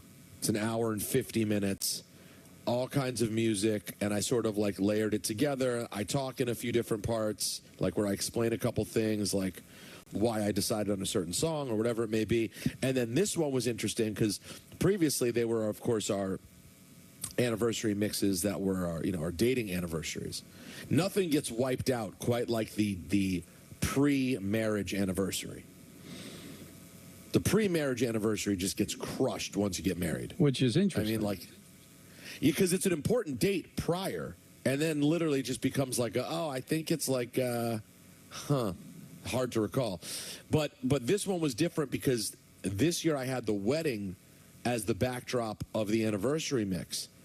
So I was able, Don, to take some audio from our wedding and weave it into the mix as like connective tissue. Oh, look at you. I was pretty proud of the mix, actually. It had some parts from our ceremony. It had some parts of the actual party. One of my favorite, most treasured things that I have is the entire wedding audio from like the second a note of music was played till the night ended. Really? I have every bit of audio recorded. Every speech, every prayer, everything is on audio, which I truly treasure that. So anyways, happy anniversary, babe. Let's take some more calls, then get into a big point guard. I mean, who knows? Maybe it's Richard from Manhattan. What did Richard say earlier, Jacob? Because this could be point guard. Verdehu. Now, let me ask you. Do you think, like, Michael's on tomorrow? And I think Michael's listening. He's already texted me. He was listening earlier, Technical certainly. difficulties of the show.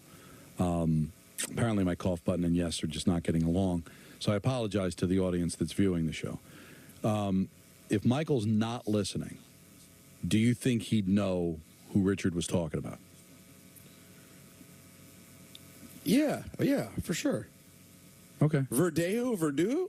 Yeah, listen, I was barely listening to Richard, Right, and at when the you time. said it was Verdehu, I knew exactly who it was. All right.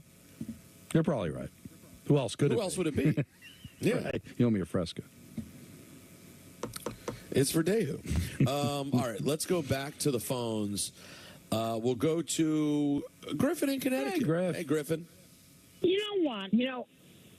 Every time that Michael does the lineup, they should play that drop because it's so funny. That is Richard for you. I feel like Richard missaid what he wanted to say, and I do the same thing all the time. But it's just so funny. It is. It's classic. He's a legend for a reason.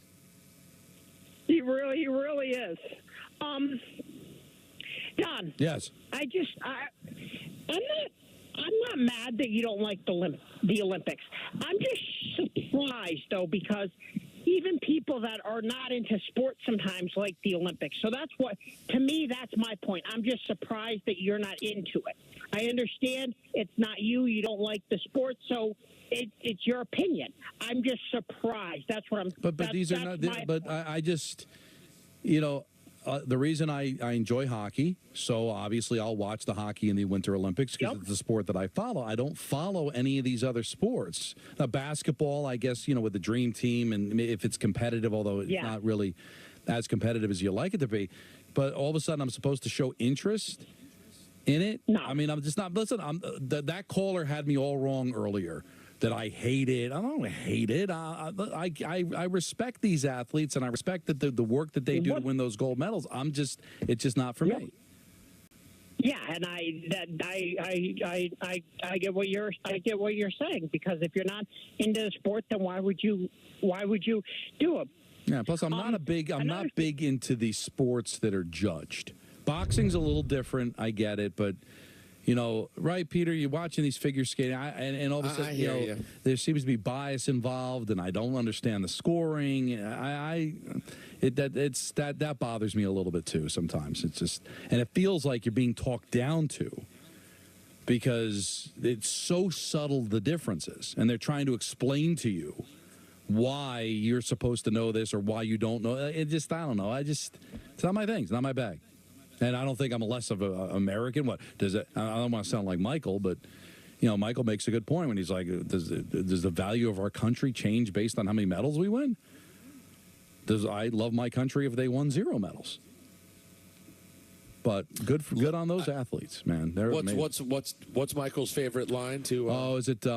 Is it commercialism wrapped in? Draped in the flag, something like that. Yeah, but I'm not even getting into that. I'm not even getting into the corruption part of it, and because that's also bad too. But listen, we all hold our nose to things that go on based on our general interest in things, right? So, is it any more corrupt than the NCAA? Any more corrupt than FIFA? Well, but whatever our level of interest in is how hard we're going to hold our nose to it. It's not even that. Just hey, it's not my thing. Let's go to John and Wayne. Hey, John. Hi, John. John. Yes. Hello? There you go. There you go. Yes. Okay. My question is, I watch the Yankees a lot, big Yankee fan. But I tell you guys, one game, they're winning by 14. The other game, they're getting shut out. I mean, what's going on here? Is it a matter of, possibly Boone making some bad calls with the lineup, inconsistencies, changing the lineups? I get frustrated. Do you know what's going on with them? That's baseball, John. I mean, anybody can turn around. The Pirates are not a particularly good team. They hit, 8 home runs the other day and scored 14 runs. It happens. All of a sudden, everything comes together. Ben Rice goes out there and becomes the first Yankee rookie to hit 3 home runs in a game. I mean, that's baseball, Susan. It's going to happen. But overall, there's been inconsistencies. The thing that would scare me, John, it's not one thing. Like last night, it was the offense. Heel pitched great. No, the bullpen wasn't great. Everybody gave up a run. But last night, it was about the bullpen and lack of offense. Sometimes it's the brain farts that go on. Sometimes it's the starting pitching isn't any good. Sometimes all 3 are bad in the same game. So there's a lot of issues here, John, a lot. And it's being masked by a terrific start that you could explain away a bit by the fact that they played a lot of games against the Central Division. Maybe they mopped up on those. The guys were hot earlier. Verdugo was hot coming out of the box, and clearly that carried them for a little while, especially when Judge was struggling. But Peter, there's the overall 18 games above 500, which is fine, but again, 5-15 over their last 20. Over the last month or so, they've been awful. This is going on now. This is a bit of an issue, and thank God for that good start. Otherwise, there'd be some real problems there. But, hey, wins don't go bad. They still happened. They still count on the left side of the standings, and we'll see if they can take advantage of that later on. But something's going to have to change at some point. Let's go to Joey Clams. Hey. I'm on the radio. Hello? Yes. Oh, hey, Joey, all right? Yeah, no, I was just in the car with my wife. We're going to the store. Hey, Donnie, Carmine Jr. was annoying too, well said. That is very good. That's a good point. Good list, Donnie. Good list. Hey, listen, I got a son, Peter Paul. Oh, Maron, they got Blue Cross Blue Shield. Hey, listen, they make the same mistakes every year, running the bases. Everything that they're supposed to wear in spring training looks like they don't go over. And I want to get to my Soto point. The other night on Wednesday, Soto was up with Volpe on third, 1 out. He had a 3-1 count. There was a fastball inside, but down the middle it was like an 85-mile-an-hour cookie. He was looking for the walk, and then he got the walk. You're looking for $700 million. You're supposed to park that 3-1 cookie into the Bronx night. You want to be Reggie. Reggie would never let that fastball go. Soto has got to swing the bat. A lot of times he's looking for the walk more than looking to hit the ball and put one. He had a chance to tie the game or put us in lead. You want to be Reggie, you got to swing the bat. Right, but Reggie also broke the record for strikeouts in a career. Like I don't care. I know Joey, you're not wrong. That's who he is, and he's a connoisseur of pitches. It seems like, guys, right? He's just not going to swing at a pitch. Once you get past shots, you're done. I know, but it's all in the eye of the beholder, Joey. You looked at that as a cookie. Maybe he looked at it as a pitch that he wouldn't be able to drive, right? So maybe if he swung at that, he would have popped it up. I mean, he knows better than anybody what pitches he can drive and what pitches he can't. Like, he does not look like he's a guy that is going to work the count. Not so much by design, but because he just knows what he can do and can't do, I guess. And he just, if there's a pitch he doesn't like, he's going to spit at it. Now, Reggie was a guy that there wasn't a pitch he didn't like. He would swing at everything, and that meant a lot of strikeouts. That meant a lot of times he had unproductive at-bats. But he can drive it. But you look at that as a pitch he could have deposited over the fence, and maybe Soto looks at it as a pitch that he wouldn't have gotten around on and maybe grounded out. So, listen, this guy is Peter, the last guy I'm going to complain about is Juan Soto. I mean, the guy is brilliant. He's not a great defender, but the guy can flat out hit. But that's part of who he is. Wade Boggs was like that, too. He did not pitch. He did not swing at pitches that were out of the strike zone. Didn't believe in it. And it's worked out for him so far. And believe me, he's the least of their problems. When we come back, we'll take more phone calls. We got 3 on the Yankees. We got a John Cena call, a whole lot more. Plus, we'll get the Point God and ENN all right here on 98.7 ESPN New York. And yes.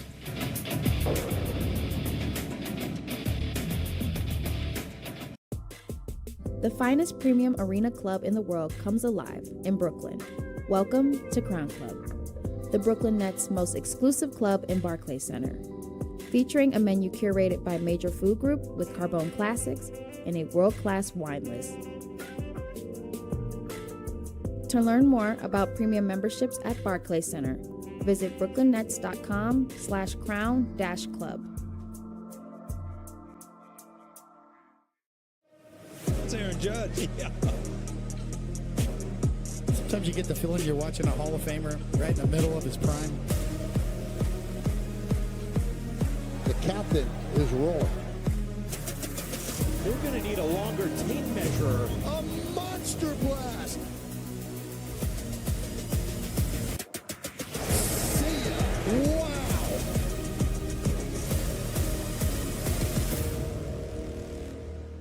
Get into an Audi and go your own way.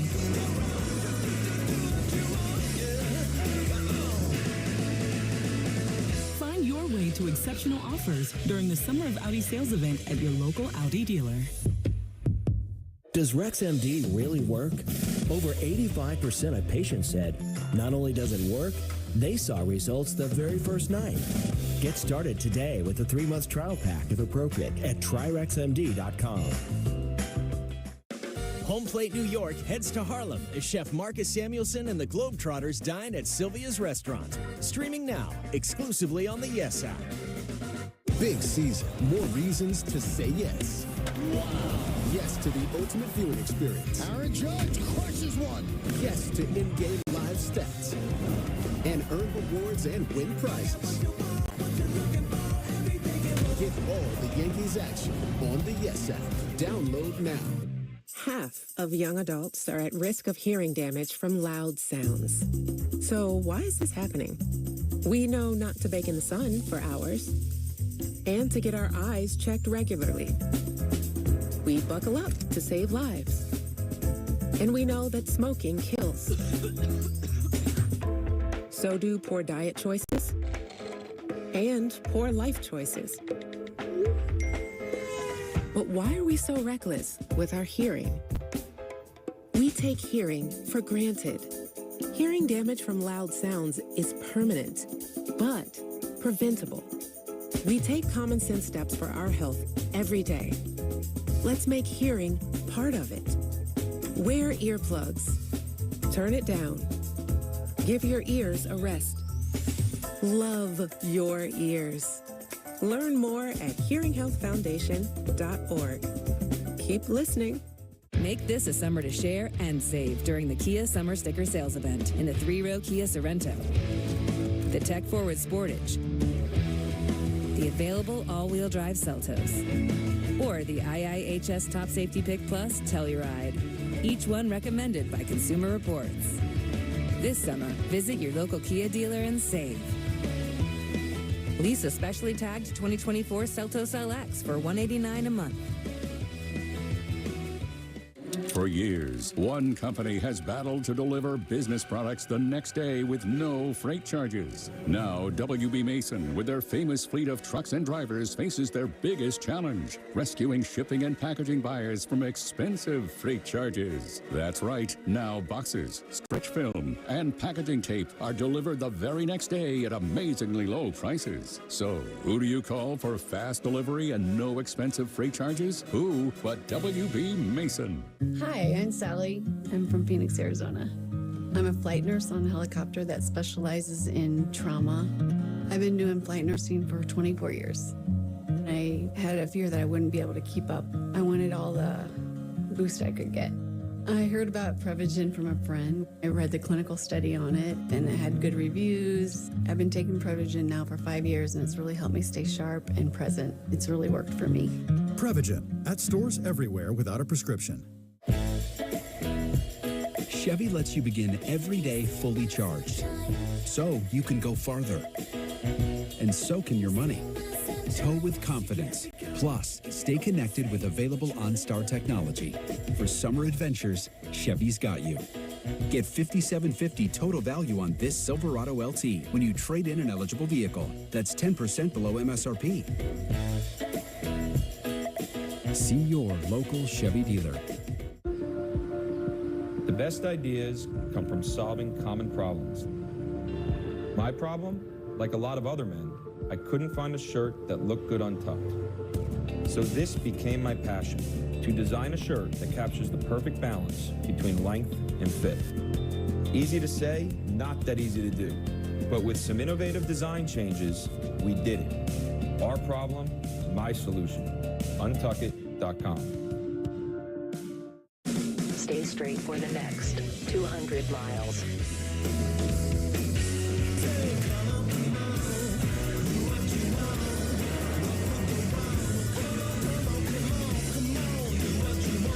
Get into an Audi and go your own way.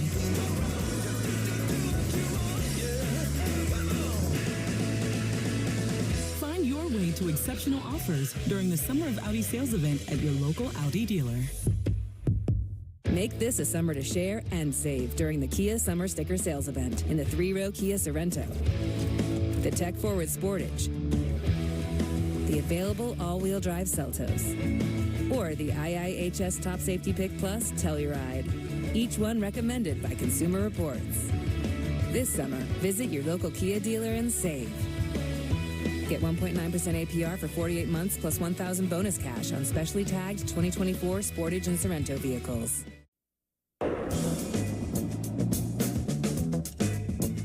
It's a great piece of work by Don McGrath. It's called broadcasting is what it is. Well, I was shot out of a cannon. I hadn't worked in, pretty much over a week because it wasn't like we had to give too many opinions on the Friday of the Beach Bash. What about the podcast you did? Yeah, you did a couple podcasts there. I did. You know what? That's a good point. I was very proud of my vacation. I didn't miss any kickboxing, and I did 2 podcasts. But, shot out of a cannon in the general sports sense. How did it feel like a vacation? Yeah, it did. Because I didn't have to, do to go in to do the show and kind of just relax and watch sports for the sake of watching sports. Although the one thing I felt like I had to do, Peter, was watch the Giants show on HBO. And it was all right. You weren't moved, huh? No, it was all right because listen, I'm a Giant fan, so that carried me through. You know how I feel about the Hard Knock stuff. I think most of it's kind of useless, and it wasn't anything. You know what we took away from the conversation? It was a really good point. Who made the point on last week? Was it a call? It was a call. Okay. that when you watch the sort of brain trust kind of talking about all things Giant strategy, it kind of makes you think that all of the sort of like hemming and hawing and pretending that teams are like so smart when it comes to football, Don, they kind of lift up the curtain. It just seemed like a bunch of jabronis talking. And that's the stuff that was cleared by the Giants, because the Giants had the final, I guess, editorial call. So anything they didn't want to get out would not have gotten out. But you're right. It's a general sense of it's very collaborative, of everybody kind of chipping in their 2 cents. I mean, I was impressed with Joe Shane. He looks like a guy that knows what he's doing. I guess ultimately wins and losses are going to decide how much he knows. But, it was okay, but it wasn't groundbreaking. We knew they didn't want Saquon Barkley. It was kind of interesting the way they go about it. But I still, the problem I have with Hard Knocks is, all of them, is you can't tell me it's not somewhat performative. They know the camera's on them. So whether they're going to play up certain points or whatever, I mean, I guess sometimes, Peter, you might get a vulnerable moment. But in this case, if there was anything the Giants didn't want leaked out, they would have shut it down. So it's okay. I mean, I'm a Giant fan. I'm a football fan. So it was a quick 45 minutes, but it didn't move anything. Did you feel like any news was broken? I mean, I was seeing the things come out that they didn't want Saquon Barkley or they wanted this guy. Like, no. They were bringing up all the free agents that were available and the price tag and kind of just going over it. It really didn't. It wasn't groundbreaking. Did you think so? No, I don't think anything crazy came from it. If anything, it was more the opposite. It was just like, wow, this is it. This is the whole thing. But the one thing I will take from it, because I think all organizations and all sports work this way, is really how collaborative things are. We look at the general manager as being the final say, which they are. But you realize that how many people they work in the information. I can imagine if the Yankees did something like that, or the Mets, like baseball, you know how collaborative that is with the numbers and all that. But like a boardroom full of people just shooting ideas out, it's really no different than our show meetings or any other way that you come up with something. It's just a lot of different voices, barking out opinions. And then Joe Shane's got to gather all that up, and then ultimately the decision's on him. But the information that's being gathered is done by dozens of people. Do you think that the meetings of the Giants are similar to the meetings at our show, where like the equivalent of John Winthrop and Anthony just talk for 30 minutes straight, and like the head coach and Dave Bull and his assistants just sit there and stare straight ahead? There could be. Was there a moment that somebody just rattled off the top 100 movies of all time? God, we would have gotten to the Saquon Barkley decision a lot earlier if Mr. Brown wasn't sitting there explaining the top 50 TV shows of all time. And the other observation that Nancy made while watching it with me was geez, all these offices the New York Giants have look like your basement. Like I've got the lazy boy with the NY on it. I've got the helmet. I've got the Nancy years ago bought me one of those video game chairs at Giants. Yeah, so it kind of looked like everything with the NY. Yeah, it's basically, I'm sure, looked like my it's like basement. Dave Rothenberg's house. Let's our last call of the day. Let's hear from Jonathan in L.A. Hi, guys. Hi. Hi, guys. Really quick, guys. I'm not sure if I've done it before. I lost my cousin last week in a car accident. I didn't want to listen to no music, no nothing. But you guys are the best, man. Please don't change, Peter and Don. Please go to sleep knowing that you guys at least brighten someone's day up. I truly mean that from the bottom of my heart. Now, regarding the Yankees, Don, I met Darryl Strawberry last week and at this event, and I asked him really quick regarding the Yankees. He told me one thing. He told me in 1988, Mets were a heavy favorite to win, and we lost versus the Dodgers. Baseball works in a different way. Right now, they're going through a slump. As long as they go to the playoffs hot, you should be fine. And one more thing, Peter, Cena announced his retirement. Any predictions, or who should he face regarding on his last match? And trust me, I'm going to be there, and I hope I see you there, brother. Once again, thank you so much, fellas. Have a great one. Thank you, Jonathan. Thanks, Jonathan. Our condolences on your loss. That's terrible. That is awful to hear about your cousin, man. Cena, okay, well, first of all, I did an episode of my podcast today where I got into a lot of my thoughts on John Cena. And if you're ever interested in kind of catching back up with what happens in WWE or just kind of hearing me do my own thing in that world, please go search for the Cheap Heat podcast, wherever you find it, and give us a listen. Today we got into it. But to me, I just hope they do something interesting with it. I just hope that, you know, it's not as simple as him just calling out random matches. Even though he's retiring, I want to see over the next 6 to 8 months, whatever it is, I want to see John Cena involved in a story. And so, yeah, you'd love to see him have a match with Randy Orton again with their history. Maybe him and Cody Rhodes would be cool. Him and CM Punk could go again. There's a lot of fun stuff that's out there. Him and Carmelo Hayes. Carmelo's also from Massachusetts. I think they, like having these two, like Boston boys having a fight would be great. I just hope they make it meaningful, whatever that is. But more on that on my Cheap Heat podcast. Up next, though, for the first time ever, at least in while me and Don are here, Tom Bauer. Yeah, Tom, if you've never heard Tom Bauer, I mean, the smooth tones of Tom Bauer's voice will grace these here airwaves next as we do ENN right here on 98.7 ESPN New York and on Yes.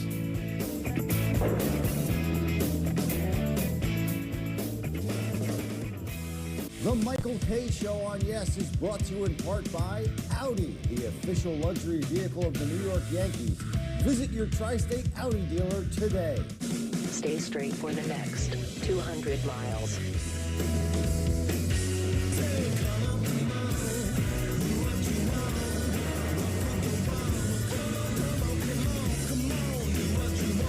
Get into an Audi and go your own way.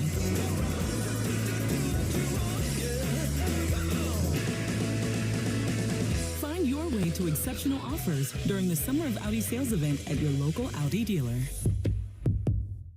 Do you spend hours maintaining your gutters? Save that time with LeafGuard's maintenance-free system. Call 1-833-2-GUTTERS. Mesh filters sit on top of your gutters, building up debris and eventually clogging. Then they need to be cleaned too. Honestly, your home should have been built with LeafGuard gutters. LeafGuard's wraparound hood deflects debris and keeps water away from your home. The one-piece seamless system is strong, 20% thicker than average, and built to last. Plus, LeafGuard is guaranteed to never clog for as long as you own your home. Right now, get a complete LeafGuard system for only $99 down, $99 a month, and $99 installation. You'll also receive a $100 Visa gift card with a free gutter inspection and in-home estimate. Damage from clogged gutters can cost you thousands. Never worry about clogged gutters again. Don't wait, you've still got time. Call 1-833-2-GUTTERS today. That's 1-833-2-GUTTERS. Icy hot. Ice works fast. Heat makes it last. Feel the power of contrast therapy, so you can rise from pain. Icy hot. Hey, so I found a betting system that's really working great for me. So did I. What's yours? I set up an hour-a-week time limit on FanDuel. I can also set up wager limits, so I only bet what I can afford, and betting stays fun. Right. So what's your system? What's that? Your system. What's your system?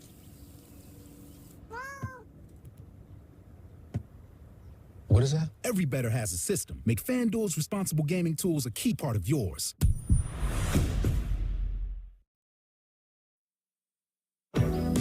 It's summertime in New York State.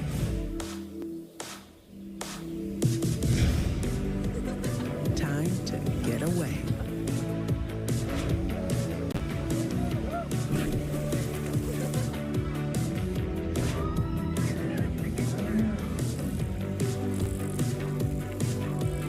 Enjoy everything that makes it easy to love New York. Start your getaway at iloveny.com. Hello, I'm Dennis Quaid. For years, Tunnel to Towers has demonstrated a commitment to first responders and military families. They've paid off mortgages and built specially adapted smart homes. Now the foundation is expanding its mission to eradicate veteran homelessness.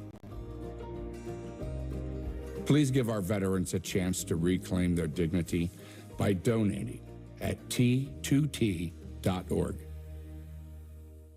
The experienced technicians at AJ Perry are ready to solve all of your drain problems. Take advantage of our 123 or it's free mainline drain clearing special. If we can't clear it, you don't pay for it. Call 844-668-7555. I love those guys. This is the GMC Sierra, powered by the TurboMax engine, with the confidence of 430 pound-feet of best-in-class standard torque. GMC Sierra, it's the truck. Current eligible GMC lessees can get this low-mileage lease on this 2024 Sierra Elevation for around $389 per month. We are professional-grade GMC. It's going to feel like home. It's going to be electric. This is the Yankees flexing their muscles. He has the right demeanor. The expectation is to win a championship. This is the Yankees being the Yankees. Visit linkedbylovetv.org to learn more about kidney disease, transplantation, and prevention. Get the facts, get checked, and get healthy. And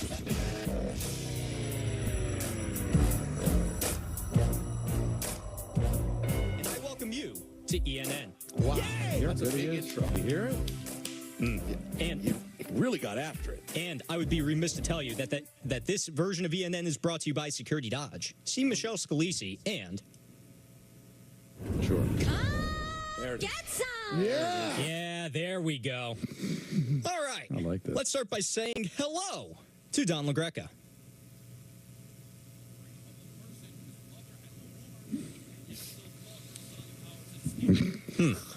Interesting stuff there. Hello, Don. Got a lot on my plate, man. You'd be surprised the things that fall off the plate. Yeah, you do have a lot on your plate, Don. Yes. Every day, all day. Hi, Don. Anything that involved him bothered me. He was a complete waste. That's AJ Soprano you're talking That's about. right. Strong. Another Soprano rant here. It ended up being a great episode when they killed her off, but that tells you the whole story. That's what made it great. She was finally dead. a lot happened there. Adriana, you were talking about there.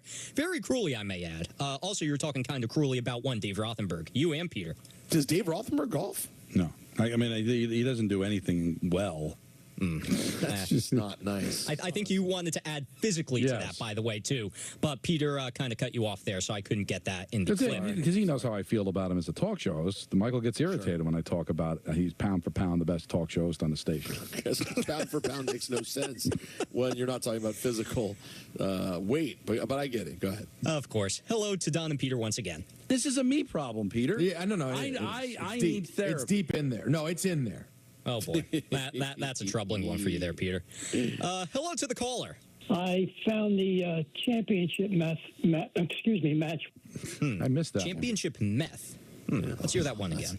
I found the championship match.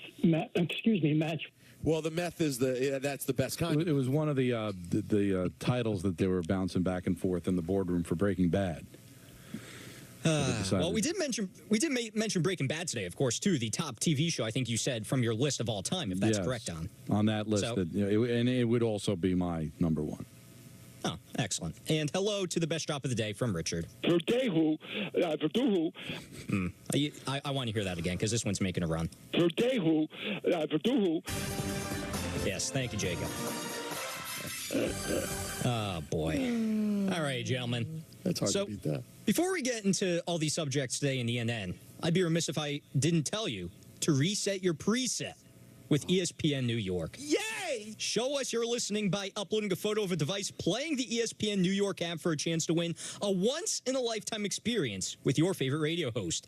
Head to the contest tile on the ESPN New York app to enter. This week's giveaway is a visit to the broadcast booth a visit to the broadcast booth to visit one Michael K on Thursday, August 22nd. Keep it locked in all summer long for more great experiences. All right. So, Don. Yes. Today, you had the Daily Don on the top 5 most hated characters on The Sopranos, which we heard through some of the drops today.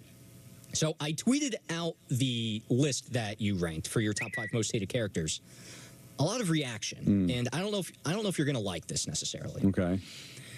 From Jacob Speaks on Twitter, no Livia on this list makes it instantly invalid. But again, is that a misunderstanding of the list? Meaning, did they misunderstand the way Peter did?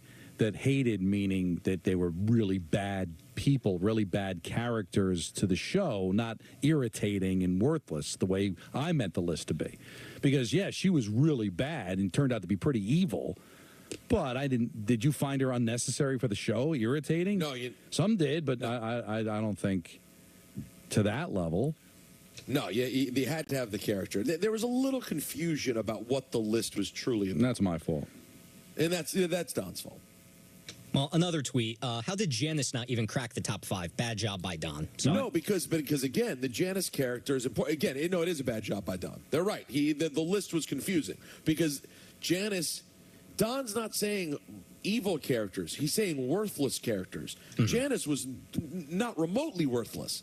That was Don. Janice is a super impactful character. Yeah, and she was evil. But she's mean. But she was mean. But some people found her to be irritating. But it's in the eye of the beholder. But I didn't think to the point where you could do without the characters. There were some really major storylines, especially when she ended up marrying Bobby. That took a turn. I think all we can chalk this up to is simple misinterpretation. That's right. At the end of the day. So, moving on to actual storylines today, we didn't really hit upon the Mets too much in today's show.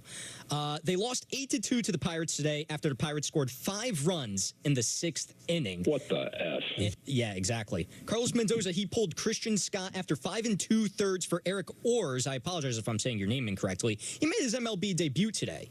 The problem is it couldn't have gone any worse for him, unfortunately, because he didn't even register an out, and he gave up 3 earned runs. And so did Adrian Hauser, who would precede him afterwards. Scott, though, the question of the day for Carlos Mendoza was that Scott only threw 77 pitches when he was pulled, and no one was on base, not a sight of trouble. So, Carlos Mendoza, why did you remove Christian Scott in the 6th inning of today's game? We went into the game and we knew we were not pitching more than 75 pitches. And, as soon as that last at bat, he got that second out at 77, I think it was. That's what we had Orsi, before the inning started going. It's a tough spot, obviously, but this kid's too important, obviously.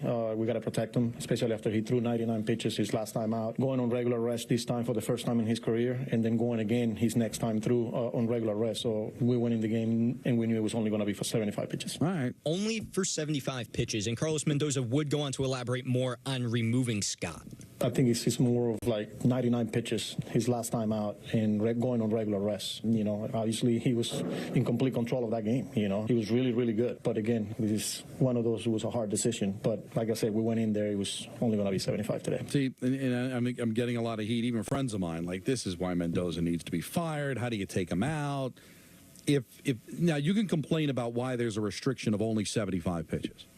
But hey, they want to protect him. He's a young kid. He's pitching because of the mess that their rotation is right now, especially with the injuries that they've had.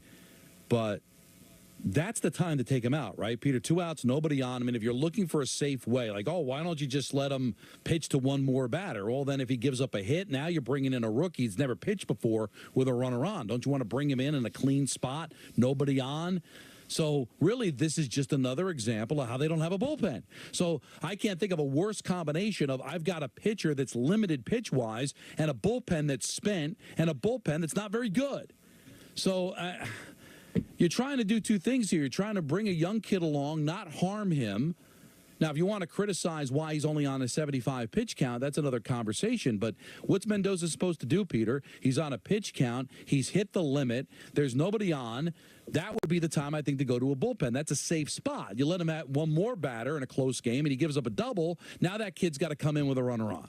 So I'm going to protect Mendoza here. You're only as good as your bullpen, and their bullpen's not good. So do I think the Mets have a chance? Yeah, just because the National League stinks. But these are reasons why you can't be overly high on this team.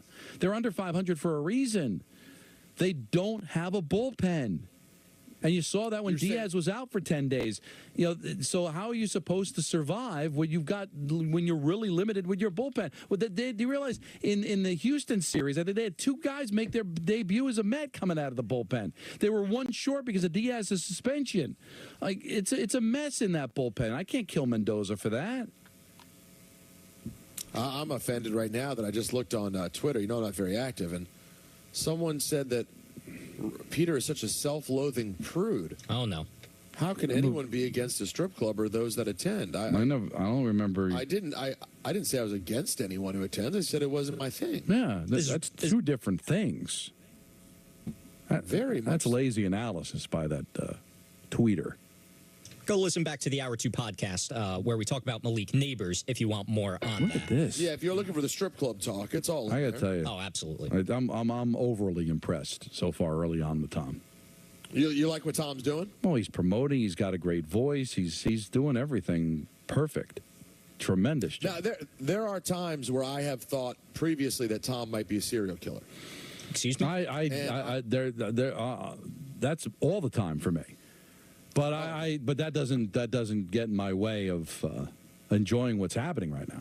Well, no, it's almost the opposite. It's like this edition of ENN is making me think less serial killer vibes than I originally thought. Well, and also, I got to say, he's never had a better hair day than he has right now. So he's picked the perfect day to make his television debut here with ENN because the hair is tremendous. Usually he's got it pasted down like he's a Ken doll. Today it's flowing. He's got great flow. Well, I'm all about Tom today. I don't know if I want to discuss his flow, but there apparently is audio of Dave Rothenberg previously having similar thoughts about the serial killer vibes. You know who he has a real look for? And I don't mean this in a negative. It's going to sound negative, I think. Jeffrey Dahmer. Yeah, that's not good. It was a travesty. There was a poll and everything, and I hate 69% of the internet because I think 69% of viewers said that I do look like Jeffrey Dahmer, which is very sad. All I'm saying, Dahmer's not an unattractive serial killer. Yeah, and that was Dave's argument, but still, that's terrible. The first person he says I look like is a serial killer. Well, Bob, I'll say this, though, Don. If you have a problem with that, you may have a bigger problem with me. I don't even mean the looks. I mean, I think personality-wise. Well, I can't speak to that. But all I'm saying, listen, this is the show. And if you don't like it, then you can request off if you like. But I'm a fan. I'd hope you don't do that. We analyze each other on the show, so you're just a part of what we do. I think the decision you made with the hair is how you should move forward. I think that you put product, you tape it down to his head. What do you normally do? It's normally completely flat? He's got it like parted on the side, and he really like combs it down. He's got some sort of a product, and it's like pasted to his head. This has got where there's some personality to it. I think that's where the serial look comes from. He kind of he wears his hair like he's in Mad Men. I want him to have a better look. I like what you're doing today with the hair. In fact, if he wanted to, I would say you could even take your hand and push it up. If I had hair done, I'd imagine I'd take that little thing you have going there on top, and I'd almost run my fingers through it, push it back further. Don, you know what I mean? Yeah, but I like what's going on there. I wouldn't do that. Wow. But listen, don't take it personal. I think this is all because of this is coming from a good place. Listen, there was a time I wore tighty whities until Michael said, "You got to try the boxer briefs." It changed my life. I want that kind of life-changing moment for you. And listen, just because some of your colleagues think you look like a serial killer and others think you act like a serial killer, does not mean you're a serial killer. No. I would hope not. I think we would take that to management if we thought it was like a legitimate issue.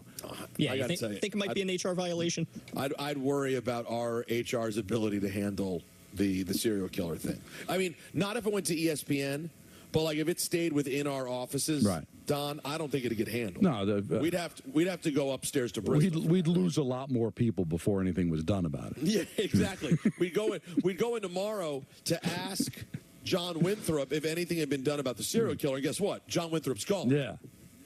Oh well. So then we'd go, where do we go? Who do we go to next? They're gone. Before you know it, you're just praying Justin Craig doesn't come down from Bristol, because then, Don, we know it could happen. I'm glad we've gotten 5 minutes out of this, boys. Thank you very much. Go ahead. What do you got for us, Tom? Love this den of honesty that we had going here, as Dave Rothenberg would say. Bronny James, though, not a very good debut in the Summer League this year. The number 55 overall pick, only 4 points on 2 of 9 shooting in 22 minutes. He missed both his foul shots, right? I believe so. I don't have it in front of me to confirm. But more importantly, he was held out of another game because of trace swelling in his left knee, according to a Los Angeles Lakers spokesperson that confirmed that information to ESPN. Now, why am I bringing up Bronny James? Not just because... Well, not just because I care that he scored 4 points in the Summer League. In fact, I could care nothing at all about that. But that will segue me into a LeBron James quote where he says his son, where he speaks about his son's critics. I don't know if people really understand Bronny. He doesn't care. I actually cared a little bit when I came in. I wanted people to like me, and some of the things that people were saying about me kind of bothered me early on in my career. I let it get to me. Bronny, he doesn't give a He doesn't. Bronny plays, he works his tail off. When he's done, he goes home and plays his video game. He does not care about nobody. He doesn't even listen to that stuff. He's like the complete opposite of his dad. His dad will say something. Bronny does not care. Like me personally, when I was coming up, I had no choice. I literally had no choice. I had to make it out. I had no choice. I had to make it out for me, my mom, my family. Bronny has all the choices in the world. So it's like a whole nother, people don't understand how hard that is and the commitment. For him to be coming out of heart surgery less than a year ago, for him to be able to be in the NBA, the kid is, he's special, but he doesn't care. It doesn't bother him. Well, that's good, because I'm sure there's going to be a lot of critics, a lot of spotlight on him. I just wish people could have the conversations about Bronny without it being made so personal. Like, I think Bronny is absolutely a special kid. I think to be able to work as hard as he's worked and be as committed as he's been, given to what his dad was just saying, given the opportunity and choices that he has, he's a remarkable kid. My criticism about the whole thing had nothing to do with Bronny. It was just that I think this whole story, sort of the beautiful part of it, is a little bit tainted by the fact that the drafting was done by his dad's team, with his dad being the all-powerful on that team, when it seemed like no other place was particularly interested. That, to me, is my only flaw with it. And if people want to feel a way about it, feel a way about it. We'll find out. But listen, if he turns out to be a great player, and then being on the same team is awesome, then all is well, and it won't matter anyway. But I think it's reasonable for people to think it's a little odd that the place he landed was where his dad was calling all the shots. That's all. Well, you know that the theme, the narrative around it is going to be feel-good, huggy-kissy kind of stuff, and how he ends up playing at the end of the day will tell us whether it was worth it or not. Now, I don't think he's going to get in the way of them winning a championship, because whoever they would have selected isn't helping them win a championship either. And I would also think the contract extension that LeBron got probably had a lot to do with him staying as much as his son. But if they felt like this was going to make LeBron happy, and we'll see how it ends up. But you know how it's going to get covered, Peter. It's going to get covered like the Griffeys. It's going to get covered like the Hows. It's going to get covered like it's an after-school special. So we'll see how it works out. But you know how it's going to get covered. You at least were somebody that was an alternative thought to it, that I'm sure a lot of people agree with you, but didn't feel like they were in a position to say it. Listen, I said on our own air, on Yes, when Noah Eagle got hired, I was like, is it weird that Noah Eagle has gone to Yes and his dad, the legendary Ian Eagle, is at Yes? Now, keep in mind, his dad, Ian, does not wield all the power at Yes. So it's not even close to the same situation. And it's uncomfortable because it's close. I'm on Yes. I still pointed it out because whenever I see stuff like that, it makes me go, the optic on that's a little weird. You think I'm not going to say it about LeBron and Bronny? And you know what? Sorry, guys. And here's the thing I'm going to. that at least the Eagles have is that his son's outstanding. And his son went to L.A. and worked with the Clippers and proved to everybody how good he was. Nobody, believe me, Noah Eagle is way better at what he does than Bronny is at basketball. Well, at this moment. At this moment, but I'm saying is that every indication from the get-go, was that Noah Eagle was tremendous. But the thing is, the bigger piece that you mentioned there, Don, is the fact that in Noah's case, his first job out of college was not Yes. That would have been a weird optic. He got the radio job for the Clippers, completely unrelated. Then he came in. By the way, he came to Yes in a small capacity. He started off in a small capacity here. It's wildly different. My point is this, though. I'm just trying to say, for any of the haters who think it's a LeBron-specific thing, whenever I see things like this, I point out, like, oh, optically, is that a weird look? To me, this was a weird look. When you're showing me sort of a behind the scenes and I see the family crying on draft day, you can't cry when your dad is the one who made the phone call. I mean, not literally, but basically, that's all. Like, to me, the story would have been a cooler ending if he went wherever he went and they found their way together. Now, listen, the story ends up dope either way if it turns out that Bronny is a stud. But listen, I am here to watch the whole story play out. I went on the radio 10 years ago and tried to tell the whole world Kendrick Lamar is the greatest rapper in the world. We've never seen a kid like this before. It was not a popular opinion. Guess what? It's super popular in 2024. Right. I hope I'm dead wrong. And Bronny goes on to be a 10-time All-Star, and people like me get put together in montages for even questioning LeBron making the move. But there's a chance that if this doesn't go well, all the people angry in my comments, you won't be found. But I'm telling you, this could end up not playing out great. I just hope everyone remembers their opinion when the time comes. That's all. But I hope I'm wrong, because I think Bronny seems like a great kid, and I think LeBron James has always been a stand-up dude. I hope the story turns out fantastic. One last piece of news for today's ENN potentially. So we all know Mikal Bridges is now a New York Knick. Hooray. Good for Knicks world. Sean Marks today had a press conference about the trade for Mikal Bridges, and he wanted to set the record straight about whether Mikal Bridges requested a trade to the Knicks or not.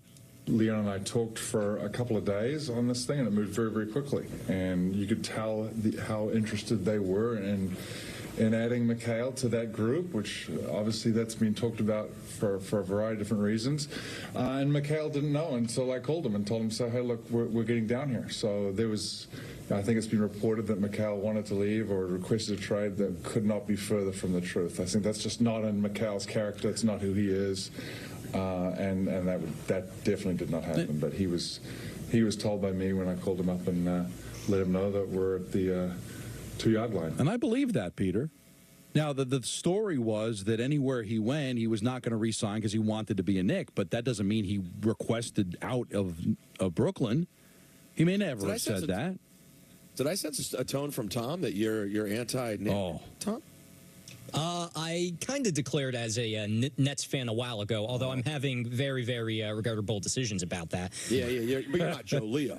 No, I'm not Joe Leo. I'm not that crazy about my Nets. That was ENN, brought to you by Security Dodge. Shop 24/7 at securitydodge.com during their Make This the Summer event. What a Great debut! job, What a Tom debut! Bauer. Big debut. The whole band is back together tomorrow. We'll catch you at 3 p.m. right here. Have a great night. That's a wrap on the show for today. For all of us here on The Michael Kay Show, this is Chris Sheeran saying have a great night. We'll see you next time.